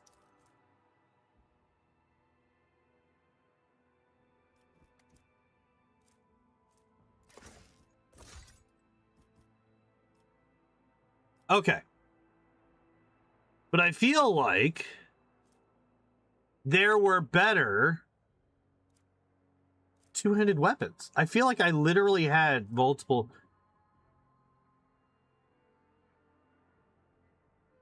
11 to 22, are you kidding me?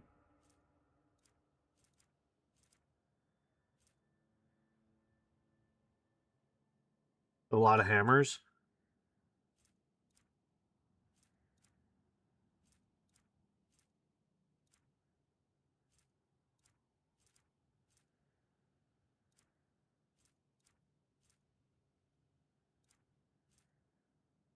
I guess we're just doing Craven's Bane.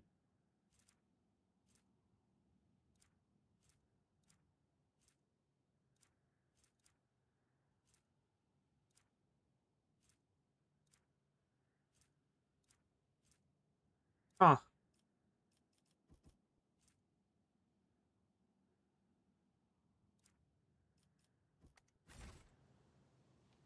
All right, well, I mean, fuck it, right? And what was the boot that I got? Where he uses a major psychic power? Oh, that's right.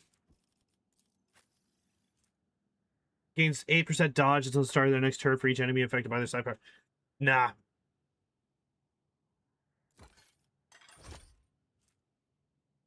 Till the start of the wearer's next turn. Hell yeah.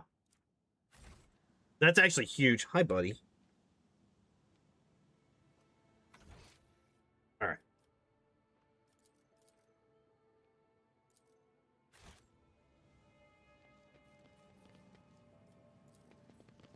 We did it. Got out of there. Wahoo. Come here, you. You're mine, kitten. Okay, what was the other fucking place? So, Ice World and the Frozen Prince. And then... Nola Septum. as a place that I apparently have not been to yet.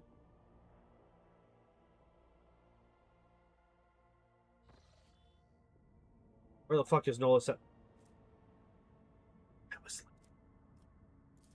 I was right there 2 fucking jumps ago. Virgin Vox stuff. Oh my god. Oh wait, this is actual story stuff. Hail Rogue Trader. As you know, there are no unsolvable dilemmas, only poor formulated questions. You strike me as someone who knows how to ask the right questions, and so I would like to invite you to participate in my scientific research. Will you honor me with your presence, Inspector Bionica? Ugh. I'm a sleepy boy. You know what? I'm tired. A lot of hammers. I thought I had more. I'm not gonna lie. I thought I had a ton of two-handed weapons. But I guess fucking not. I'd like to know more before I agree. Ah, well, in that case, I'm interested more in your philosophical outlook rather than in your practical skills. I do not doubt the extent of your knowledge, but I myself will handle the technical aspects. About my focus and objectives, my research is dedicated to the extension and optimization of the vital processes that are occurring in organic flesh. Key to this endeavor will be deriving a formula to quantify righteousness. Your assessment of the matter will be... I get to determine what is righteous? Hell yeah, let's go. I am intrigued. Blessed are those who heed the call of the Omnissiah. I look forward to our conversation. Let us determine what is right in this world.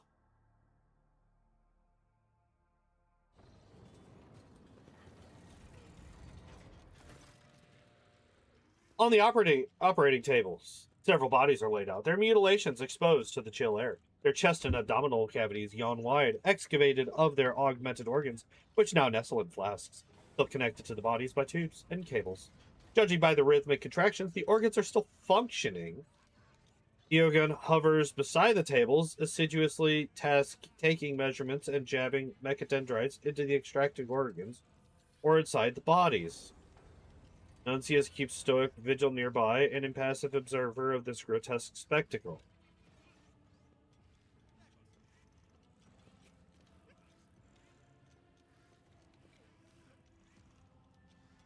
Take a closer look at the bodies. 3 men of differing ages lie before you, young, middle-aged, and old. If you look closely, you can see that they still have a semblance of life about them. Each one has had the top of his skull delicately removed, and electrodes are now attached to the bluish-hued brain tissue latticed with blood vessels. Below the neck is one continuous gaping wound, the edges spread and held in place by a complex system of clamps. Examine the young man. The pathologically emaciated build and spindly, almost transparent limbs indicate that this is a voidborn. A glance into the open ribcage reveals signs of damage. The sac around the heart is torn, and the vessels have been reinforced with metal staples. Or-U's heart is half augment. Both ventricles have been replaced by pumps, which are connected to opaque tubes that run to the Medicae device's reservoir. The young man's neck is tattooed with his Bay Code and job title. Seems he is a common worker from the lower decks. Alright, middle-aged. With his well-developed musculature and strong bones, this man presents a stark contrast to the others. His left arm is missing, along with part of his shoulder. Shreds of major vessels protrude from the neatly trimmed stump. They have been closed off with bizarre-looking end caps that are wired to a metal arm lying nearby. The Enforcer's emblem is tattooed on the man's neck, topped with the Von Valancius coat of arms. Old man. The old man's eyelids are closed and his face is serene. He might appear to be sleeping peacefully, were it not for the deathly pallor of his face and his monstrously mangled neck. He had been fitted with a voice implant at some point previously, but it had recently been wrenched from the unfortunate man's body. Every so often, the metal hose, now serving as his trachea, emits a reedy whistling sound. He is clutching something tightly in his right hand. It is an ornate set of prayer beads, the kind used by ordained servants of the ecclesiarchy in your examination. Absorbed as Zork, Iogun pauses for a moment, listening to Nuncius, then glances at the cogitators and shakes his head. No, dearest colleague, that would be excessive. Why have you abused these bodies? Rogue Trader, your arrival has triggered a cascade of impulses in the prefrontal cortex of my brain. Delight, that's the word I was searching for. Cast off your worries. The subjects of the experiment have been preserved through a combination of alchemical compounds, local transactions of the motive force, and moderately invasive augmentation procedures. In other words, all three are very much alive. Terrifying. It's not... That's horrifying. Throughout his speech, Eogan's mechadendrites continue their manipulation of the bodies. The crux, all three organisms were found in critical condition. I asked myself, is their usefulness and productive capacity truly at an end? Nonsense. To move from a state of being to a state of non-being entails no benefits or meaning. I personally ensured that their vital functions were preserved. Our goal could not be simpler, to vanquish death by creating the perfect righteous man. That which I have dubbed the triasomata. The triasomata. Needless to say, the procedure is highly experimental and demands a certain looseness of interpretation in regard to augmentation canons, as well as integration of components that would incur the Imperium's disapproval. But the Omnissiah teaches us to surmount any obstacles in the name of knowledge, especially when pursuing a goal of such magnitude. Triasomata? What the fuck do you mean? The triune essence, the amalgam of the best constituent parts of three individuals who have excelled themselves in service. Metaphysically, it consists of three beings, mortal flesh, ferrum sanctum, and righteousness. By creating the perfect combination, we will achieve a totality that is vastly superior to its components in its qualities and usefulness to the Imperium.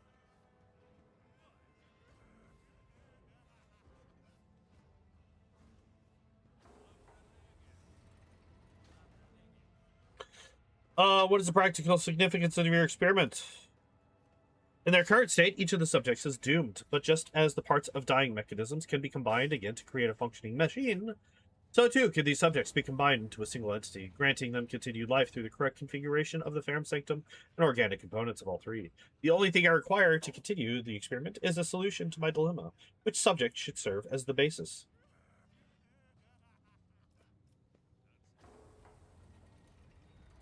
How did you decide to create one out of these three? There are strong arguments in favor of each of them. The genitor raises a clawed hand, mechadendrite, and begins flexing its manipulators in time with his words. Firstly, they have all performed their service impeccably, which suggests outstanding human qualities.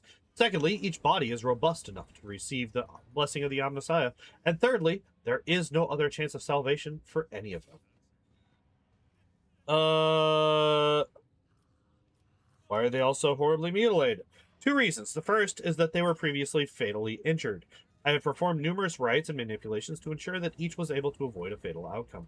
The second is that I have been conducting the necessary measurements to fully assess the compatibility of the configurations of ferrum sanctum and organic components for an optimal experimental result. This often requires the extraction of said components. These are people, not things. Ah, I see we found a lacuna in your knowledge of scientific syntax. An organism is... Eogan breaks off and casts a confused look at Nuncius.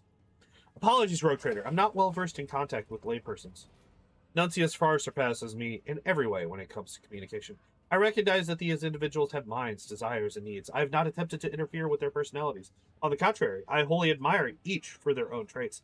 I use the term organisms with nothing but the deepest respect for these men and their vital functions. Why is this so important to you? An angry spark zips along the pistons of the Manipulus's beard. He floats higher, turning his glowering gaze on the sector ceiling. Because I cannot abide the senseless waste of potential, I cannot accept that a foolish accident and the fragility of organic flesh can, in an instant, deprive the Imperium of worthy servants. And if I am able to extend their service life, I will do so, whatever the cost. Ernest succeeded. Eogan's passionate speech could be mistaken for pride and conceit, but something else lies behind it. A doggedness born of some deeply personal experience. The man carries a heavy burden, and the experiment is but one of his many attempts to relieve himself. Any more questions plaguing you, I almost said Rogue Doctor. Rogue Trader?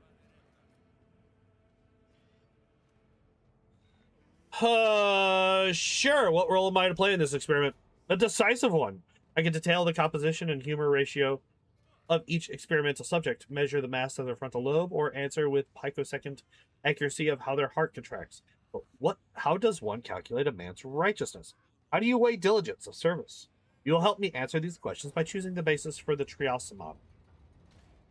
Your assessment will be the linchpin upon which this experiment hinges. What do you understand by the term righteousness? The combination of countless factors that unite the thoughts and deeds of a person into the quintessence of the worth of his being within his specific society. I'm at a loss to provide a less broad definition, but no matter. Much more important is how you define righteousness. The subject you choose will determine the answer to that.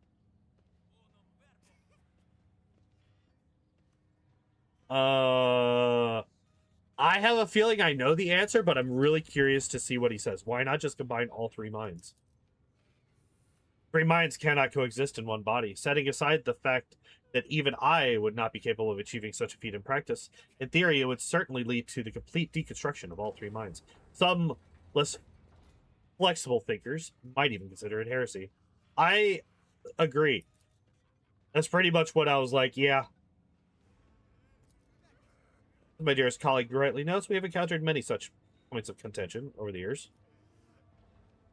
Tell me about the merits of all three. Enforcer Lorinque. He has diligently served on the ship since birth, participated in countless combat landings where he was a model of valor and steadfastness. He was known on the lower decks for being tough but fair. Last act of heroism was the rescue of an enforcer patrol and a number of workers on dock 515E2. Lorinque placed his own body over a crack grenade thrown from the crowd by a mutineer.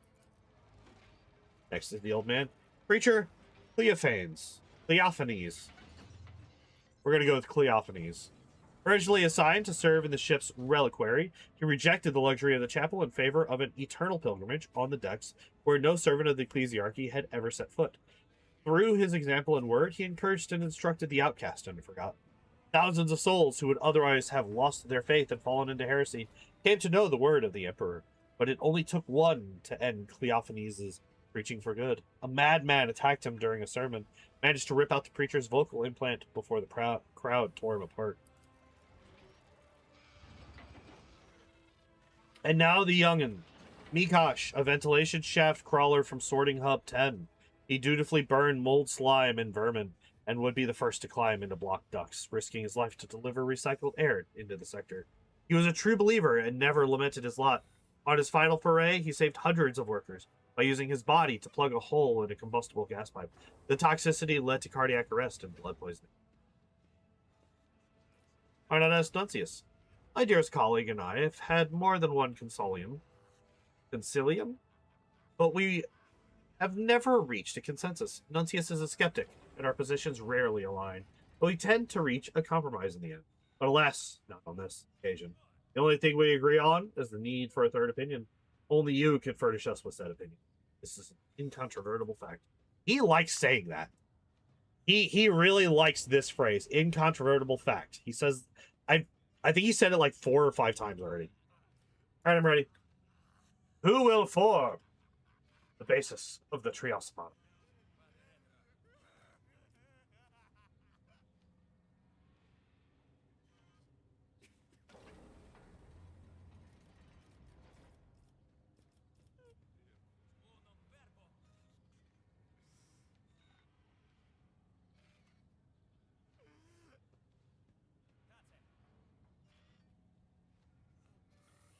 Okay, so we have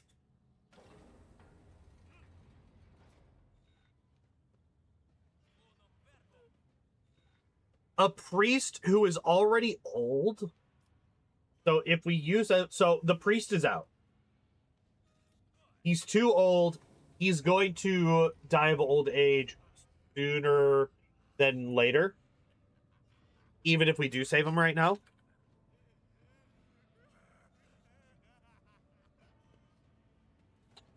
Fully buffed MC? Hell yeah. I'll take a look at it after stream. So the priest is out. I think the worker is also out.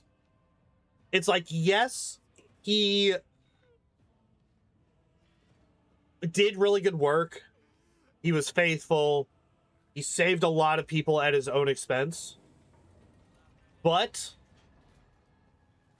we could still, like, that's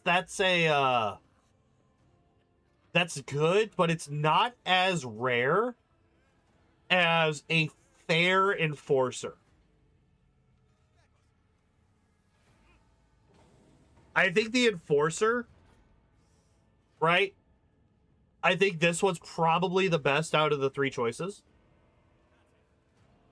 We've seen how a lot of the enforcers actually work in this fucking place. Shows the worker here. Worker is definitely second place. The priest is not. Sorry, the priest is out. The worker was definitely second. And like my initial like gut reaction was save the worker, he's the youngest. But I don't think that that's good enough for this. So I think we're going to go with the enforcer. Yugen contemplates the half-dead man lying stretched out on the galvanized surface. The choice has been made. Will you deign to answer my question? Why him? I must know your thought process.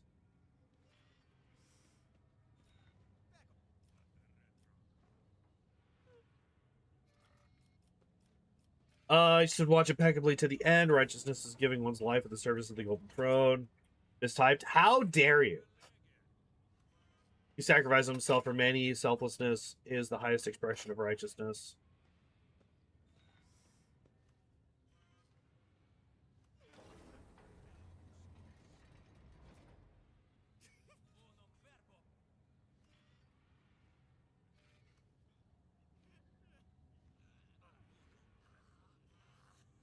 Like, I kind of like the Iconoclast, but the Iconoclast line also includes the worker. Oh. Man.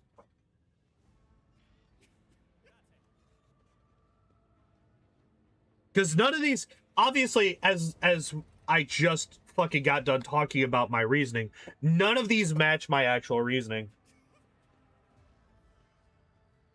We're gonna go with this one, though. He's gonna, I hope that he calls out my fucking bullshit here. I hope that he calls this out, because this is something that could fit the worker as well.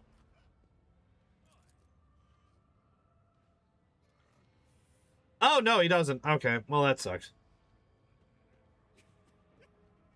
Eogun closes his organic eye, deep in thought. Finally, his face breaks into a smile. Thank you, Terry. This is it, the solution to our dilemma. I will begin the triasomia procedure. May organic flesh and sacred machinery be one.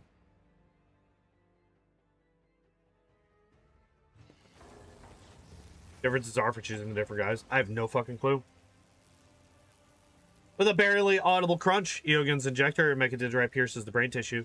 The man's face contorts in anguish, and his back arches in a fit of spasms, his brows furrowing. The janitor delivers a powerful pulse of the motive force, and the unfortunate man drops limply back down on the table. The tech priest manipulators dart between the three bodies, separating organs, augmetics, and limbs, and transplanting them to the new host. Discharges of energy coruscate around Eogun's hulking figure, growing brighter and brighter until the final flash leaves you temporarily blinded. When your vision returns, you see the manipulus carefully releasing the subject's limbs from their restraints. The process is complete.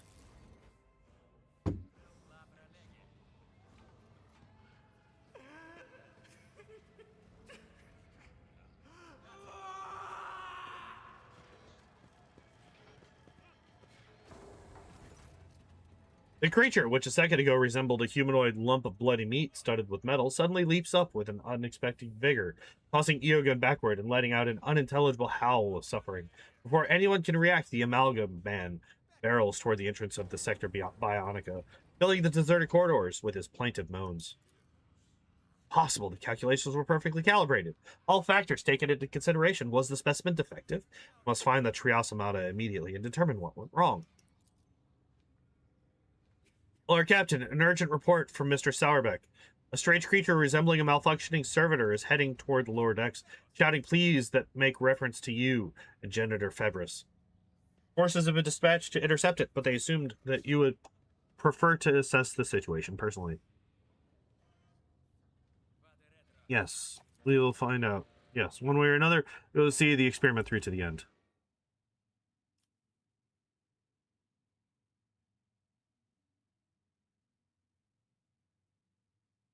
Yeah, that's fine.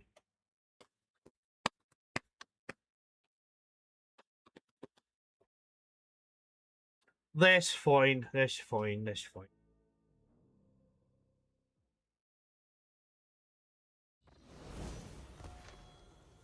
All right.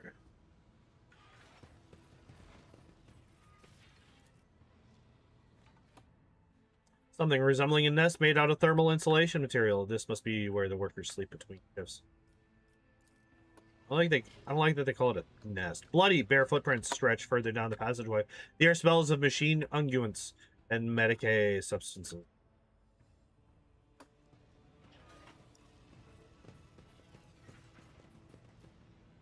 We are bound by the blood of martyrs. The worker is huddled on the floor, the imprint of a mechanical hand on his shattered shoulder.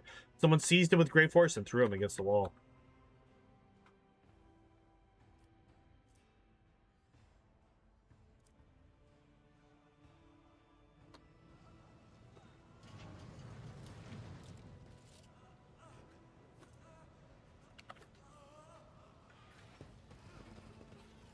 The captain, we've got the beast quartered. Give the order and we'll capture it.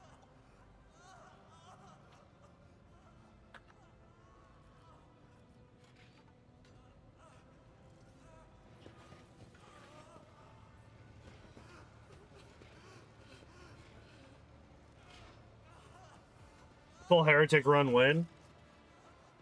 Not for a long time. The Trias Amata lies prostrate before the entrance to the bay. The faint Aquila on the door, the only witness to his incoherent babbling. His hysterical wails of the righteous triune man. His hysterical wails of the righteous triune man are interrupted from time to time by the clanging of his augmented skull against the deck. A viscous mixture of blood and oil oozes from the staples on his forehead, and his fingernails are chipped from his attempts to dig the implants out of his body. The enforcer's thunderous voice commands into the empty air. Check the arsenal! The dynasty's banner is our eiderdown and shroud. Do you want me to throw you at a cell? Spasm racks his body, and his already muddled speech turns into a frightening cacophony that barely sounds like language. Suddenly, the Trias Amata pounds his head on the deck again and spews forth another medley of ragged sentences. Please, please come back alive. Where's your helmet, soldier? God, Emperor, I will not be afraid. I will not be afraid. Spasm repeats.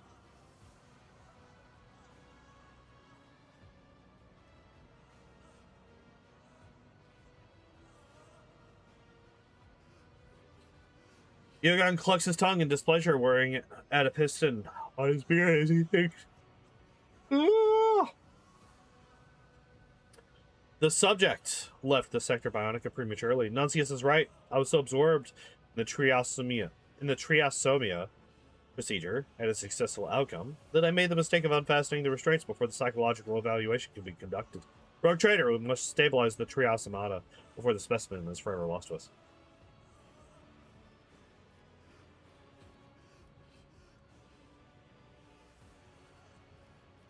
Ow. Just as a bandage binds a wound and a patch secures damaged steel, so can words heal a fractured mind. He is bewildered and frightened. He does not understand the gift that has been given to him. Talk to him.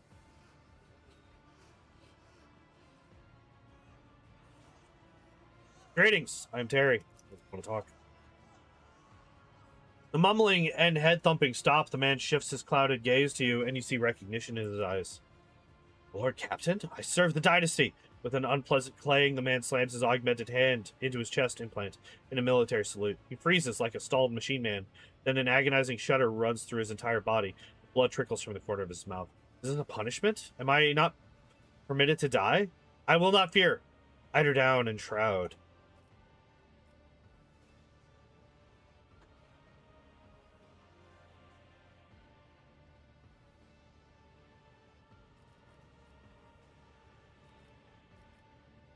Why are you maiming yourself? Destroy the enemy. Check the arsenal. My body is the enemy. The man hunches over and strikes himself in the chest again and again, drooling bloody saliva. Then he straightens himself abruptly, lets out a wail, and starts bashing his implant even harder. Not mine, not mine, not mine. It's gnawing at me from within, taunting me. I'll die. I'll destroy it. Remember who you are. The Dynasty's banner, enforcer, Lorinque. He speaks his name in a drawn-out groan, but then confusion immediately clouds his gaze. He seems to have forgotten it again. Back to the arsenal, my slashing sworded. Bulwark of the Dynasty, I gave my life because my duty. Grasamano looks more stable, a little more, and you'll be able to calm him down.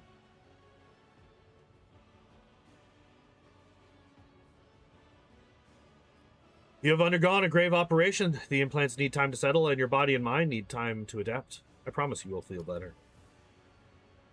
His whole body shudders, then freezes abruptly. Sobbing, he whispers with a witless smile. The pain will fade. The Dynasty's banner! My duty. The Triasimata stops. The poor man's shoulders slowly slump, and the convulsions steadily subside. His lucidity does not last long. The amalgam's eyes soon go blank, and his mouth stretches into a blissful smile. Rocking peacefully and drooling, he murmurs broken snippets from his former life and prayers to the Emperor. Absurd! Unacceptable! Yogan scans the Triasimata, furiously pounding the keys of the microcogitator mounted on his torso. You have succeeded in pacifying him, but the Triasimata is rejecting the attempts of the implant's machine spirits to contain the cognitive entropy. Total personality degradation is inevitable. I must reassemble him.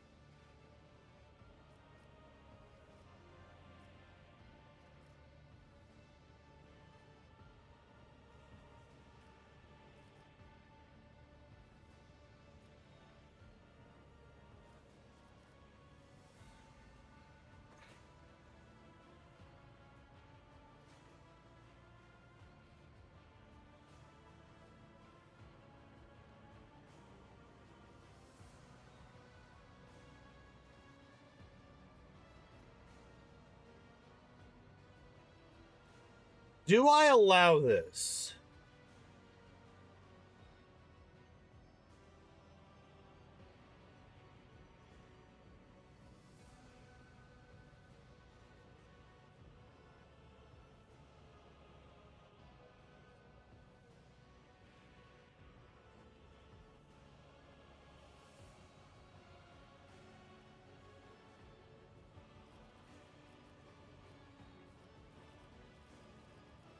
It's either 1 or 3.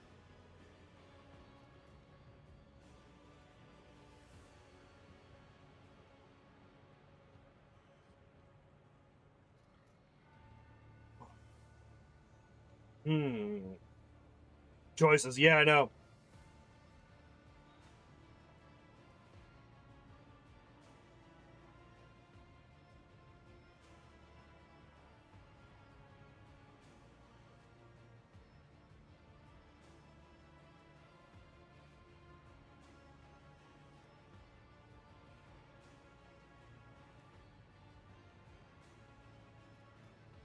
Anything you have time, implants, machine spirits, cognitive. Total personality degradation is inevitable. I must reassess.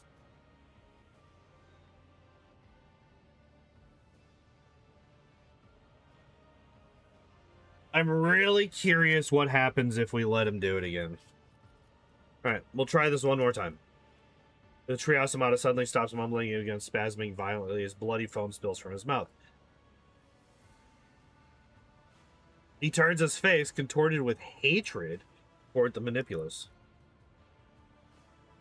Strangled roar rips from the unfortunate man's throat just before he lunges for Yoga. Better death than that! Be gone!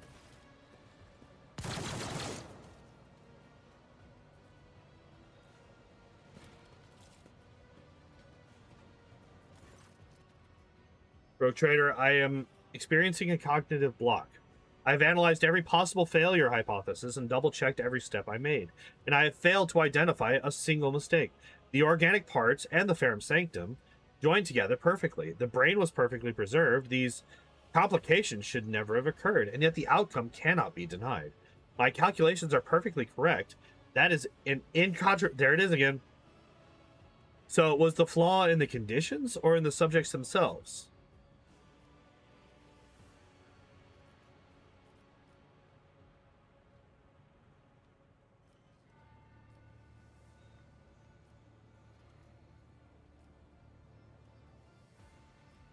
People are not machines. You tried to break people down into mechanical components. Your original hypothesis. My hypothesis is flawed, but how? It's inconceivable. Or have I strayed and committed heresy by believing that I had comprehended the nature of the machine god, by thinking that we are simpler creatures than him? Rogue Trader, I thank you for your contribution to our research. Nuncius and I can now call you colleague in all earnestness. I need to rethink, discuss this new data with Nuncius. Please find me on the bridge later. We must discuss the results of the experiment.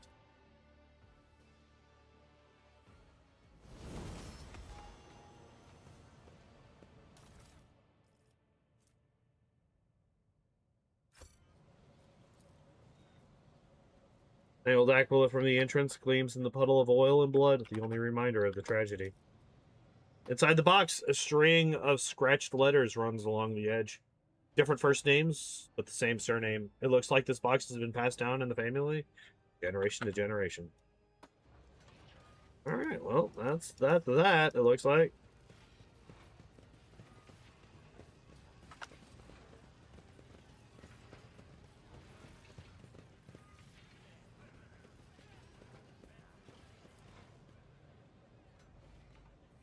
Ready, shift, the list mark is missing. Workers went on strike.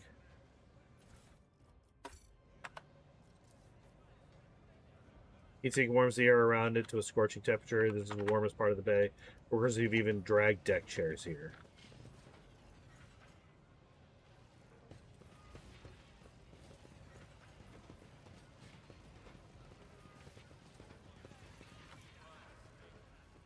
Alright, well, he's dead.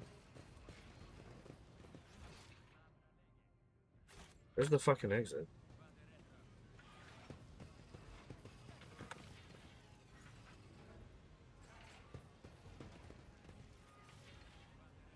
Kind of expected it to be that.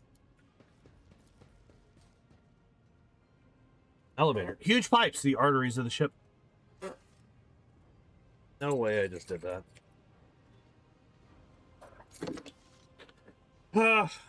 What did it say? Huge pipes, the arteries of the ship, run through many bays, delivering air, water, heat, and the propulsive force steam.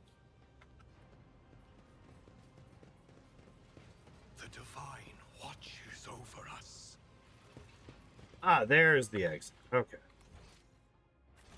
I found it.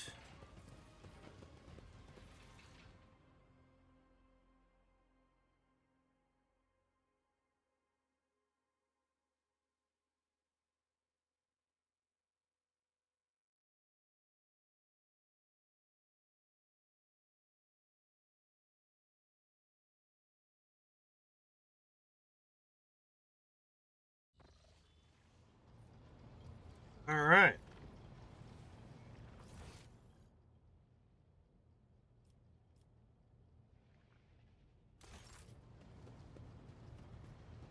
What do you got to say? Your timing is impeccable. I am ready to discuss the fascinating experiment we have been conducting in the sector Bionica and on other decks. Indeed, after processing all the data, including your invaluable contribution to the outcome of the experiment, my dear colleague and I engaged in a lengthy debate. My cognitive block has been resolved at last. What did you decide? I've come to the conclusion that the only correct decision in the context of this experiment was not to conduct it in the first place. My methods were correct and my intentions good, but I clung to my hypothesis to the last, in blind defiance of Nuncius's arguments and objective reality. I was attempting to wring usefulness out of people like charge from a dying battery. But regardless of how well and long a battery served before, when it is finally depleted, isn't the more rational response to dispose of it and replace it with a new one? Righteousness is a trait of these people, but it is not their primary function. I see that now. You've learned something valuable, which means this experiment was not in vain. Precisely. A man chooses what he is made of. Regrets for his past mistakes, or the experience he gained from them. Only those who choose the latter course can attain true wisdom. You could do both. right? Like, I have made many choices in my life where I regret having done that, but I've also learned from the mistake and grown as a person. So you can regret mistakes while also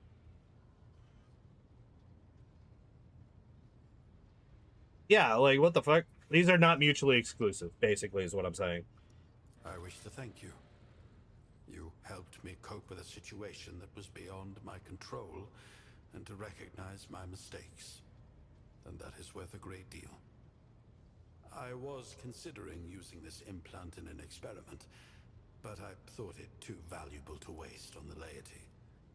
Please, accept it as a gift.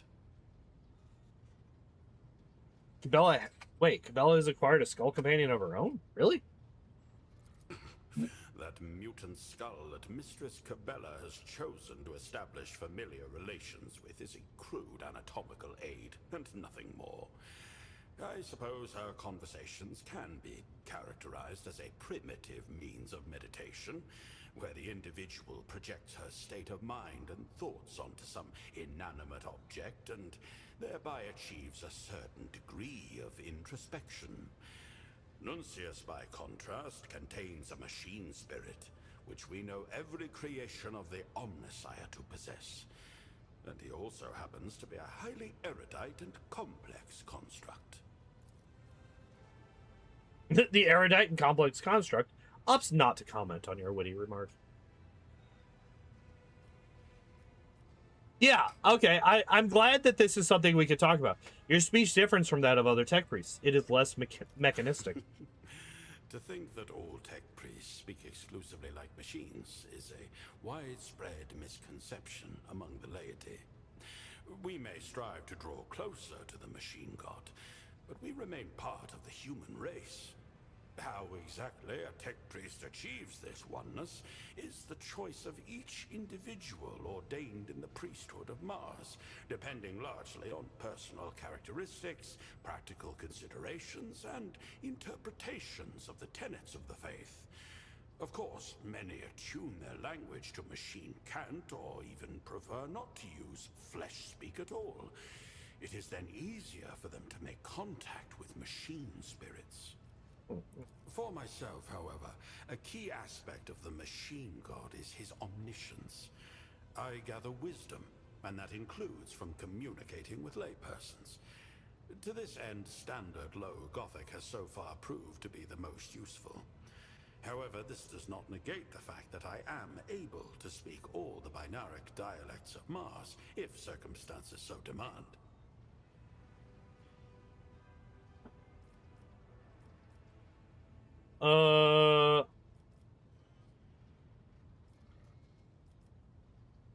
You wish to debate. Let's begin with something simple. What is the meaning of life? Splendid. It has been a long time since I last had a worthy opponent. Not including my dearest colleague, of course. All right, let's do this. To the topic. I have never understood why some thinkers present this question as something profound, when the answer is utterly trivial. The meaning of life is determined by a person's position in the hierarchy of the Imperium and where he or she is deployed. But ultimately, what it comes down to is supporting the functioning of the system. So the Empire is the purpose. The meaning is the Empire itself. The worker produces or processes a resource. The soldier destroys enemies. The governor ensures order and the shipment of tithes. The meaning of my life is to advance the quest for knowledge, thus fulfilling the function granted to me by the Omnissiah. As I said, an utterly unoriginal question.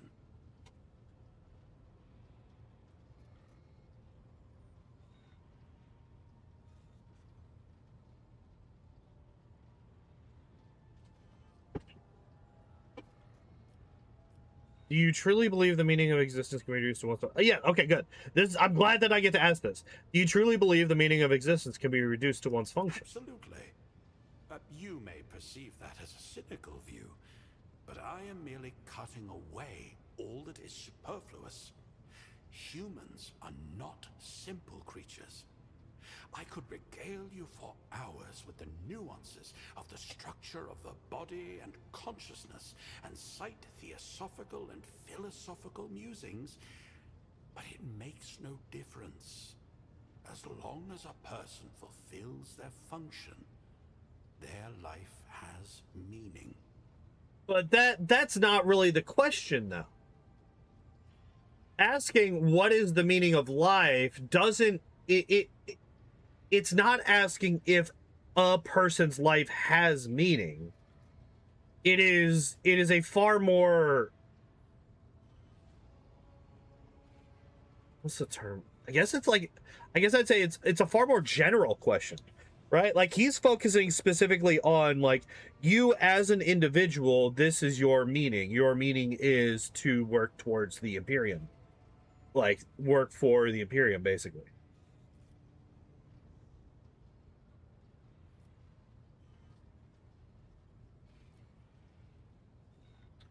To simplify that even further, the Imperium is the meaning of our lives. Brilliant! You have grasped the very crux of the matter and articulated it with concision.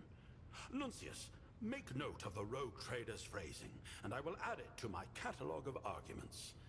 Am I right in thinking that we have reached a consensus? Not quite. Faith in the God Emperor is more important than any function. Without faith, there is no Imperium. Absolutely. Nevertheless, I still won.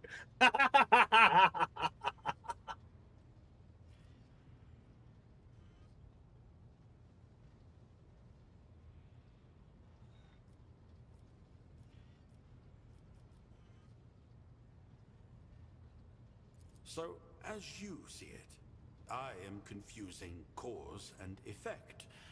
Faith, as the supreme directive, grants meaning to our every action. The Omnissiah knows all, comprehends all, and we make it the meaning of our lives to emulate him. I am impressed by your arguments. They have given me fertile ground for reflection. I thank you for the interesting discussion, Rogue Trader. What do I think?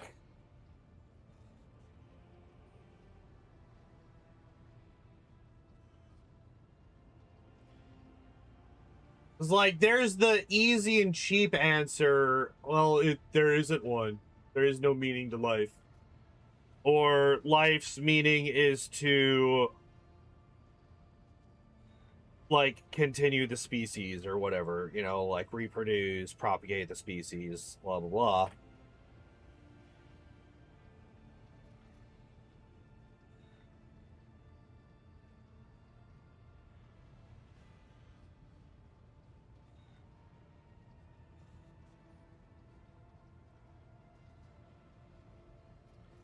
Okay. I think I have my thoughts put together, kind of, sort of. Okay, so this goes back to, I have told this story a couple of times on stream. I'm gonna tell it again right now. And this is the story of, not the last time, my penultimate acid trip. I used to do acid, LSD. I used to do it almost every weekend. Me and my buddy were roommates. We would, drop a tab of acid and we would just chill, hang out, do random shit, whatever. And I always had a really, really good time until the last 2 times I ever took it. The last 2 times went so badly for me that I flushed everything else that I had and I swore off of it forever. And I've never touched it again ever since. The reason is, my second to last trip went so badly. I truly convinced myself that nobody else actually existed. The only being that existed, period, was me. I fully convinced myself of this.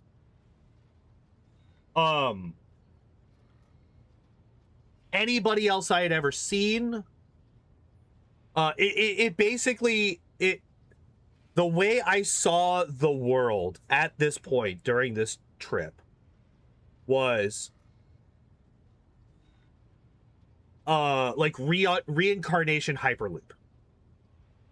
Every other person I had ever met, every pet, every animal, everything that I had ever met was me living a different life, just reincarnated and just in an infinite loop. And so I got fixated on that, and it was the most horrifyingly lonely experience I've ever had. Like, existentially terrifying to think that nobody else exists. You are the only being in the universe. And because I had that experience, because I had that night, it kind of gave me a little bit of insight as to why an omnipotent and omniscient being would create lesser life. Why would a god create humans and animals? For the same reason that we keep pets or have friends. Companionship. If you are the only thing that exists, the loneliness that you would feel would be so crushing. That night was the only time in my entire 38 years of life that I legitimately considered suicide. Only time I have ever even remotely considered it. I got so depressed and so horrified that this could possibly be my reality for the rest of my life. Because, like, here's the thing. When you are on acid, if you start convincing yourself of a thing, that is your reality for the duration of the trip. That is what you believe. And so I spent a good 8 hours, which doesn't sound like a lot, but when you're going through this existential crisis, that is an eternity to go through. And yeah, it was existentially horrifyingly lonely.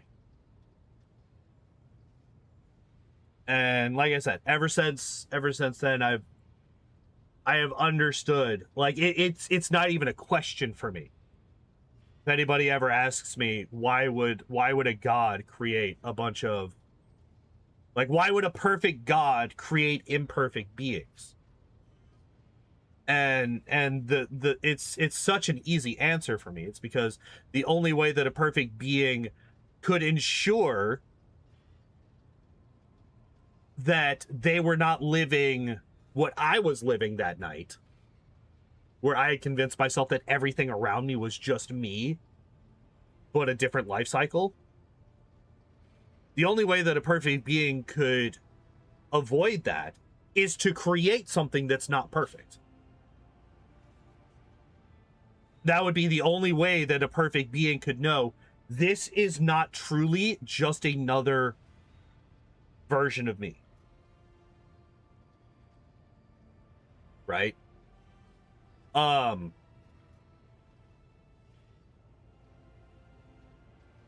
And so ever since then, I've had the belief that the actual meaning of life is companionship, whether it's with pets, family, friends, you know, girlfriend, boyfriend, wife, husband, children, whatever.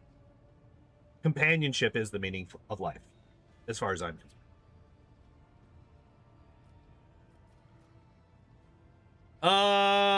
Yeah, so wasn't expecting a subject quite that deep to show up in this, but you mentioned you have knowledge of Xenos. Grants me the right to study their foul anatomy and behavior for the purposes of identifying their weaknesses. I have personally dissected more than one specimen, and have even preserved specific body parts for further investigation. I research and study their technology to the same end. There is no shame in using our enemies' weapons against them, no matter what some narrow-minded colleagues may say. What kind of Xenos do you study? Kind, shall we say. The subject of my research is an ancient, unusually advanced xeno-civilization. Some among the tech clergy call them Niflimics, believing them to be the first creations of the Omnisire. Others call them Iron Anathemas, considering them to be the spawn of abominable intelligence. Wait, is this the first actual mention? Know them as Necrons. And believe me, the hand of the machine god has never touched these monstrous creatures. Is this the first actual mention of Necrons in the game? After more than 1 decade of searching, I have amassed a modest collection of objects that belonged to these Necrons. But I have never succeeded in understanding the purpose of most of them. Many believe that Necrons died out long ago, leaving behind only ruins of black rock. Wait, no, we fought a Necron. I do not believe so. They exist still, and they are closer than they seem. Yeah, we fought one. You've heard from drunken voidfarers dread tales and speculation about metal creatures that do not know death. None of these stories ever sounded plausible, let alone convincing. Wait, no, but we've run into them. What objects do you have in your collection? The beauty of it, I don't know. Allow me to specify. It includes objects of mostly regular forms, cubes, spheres, cylinders, made of unknown black stone or metal. Many are covered in glyphs or patterns that cannot be deciphered. Fascinating trinkets that I have spent years studying, but have never progressed beyond flimsy theories that cannot be confirmed experimentally. Have you tried hitting them with a hammer? Perhaps my approach is fundamentally flawed, or the objects are non-functional. Or perhaps they simply do not want anyone to root out their secrets. It's a mystery. Why do you... Stimulating mystery. Why do you think they are alive? I have encountered inconsistencies in my research. Ghost colonies with fresh tracks that match the descriptions of these Xenos from various sources. Adeptus Mechanicus expeditions that plunged into obsidian ruins, never to return. Gaps in the knowledge repositories of individual worlds, as if someone had been trying to hide information in isolation. All these are unexplained coincidences. But if I analyze the cumulative frequency of the events and the systems in which they occurred, and compare them to the few things I do know, I can detect certain patterns. The ancient Xenos are exhibiting activity. Sounds like more than a belief. He has encountered these mythical Xenos, or come very close to doing so. You haven't seen them yourself, have you? Interesting question. I will answer it with another. Would I be able to tell a layperson of such an encounter without breaking my vows to the cult Mechanicus? This question does not require an answer. Just food for thought. Alright, let's talk about something else. Seeing what new topic of discussion you propose. Alright, I must take my leave. Our conversation stimulating, and I will He look is forward definitely to an your interesting next person to visit. talk to. He's definitely an interesting person to talk to. However, it is getting close to that time, and I have to pee real bad. So we are going to skip over the majority of the outro. Follow, subscribe, do all the things. If you want to pay me money, I very much appreciate it. None of it is required. Hit the like buttons, all that good stuff. But regardless of whether or not you hit a single button outside of the close this stream one, thank you very much for being here. I appreciate y'all as always. And as always, I hope you all enjoyed the stream. I hope you all have a good evening, and I hope to see you next time. Bye-bye.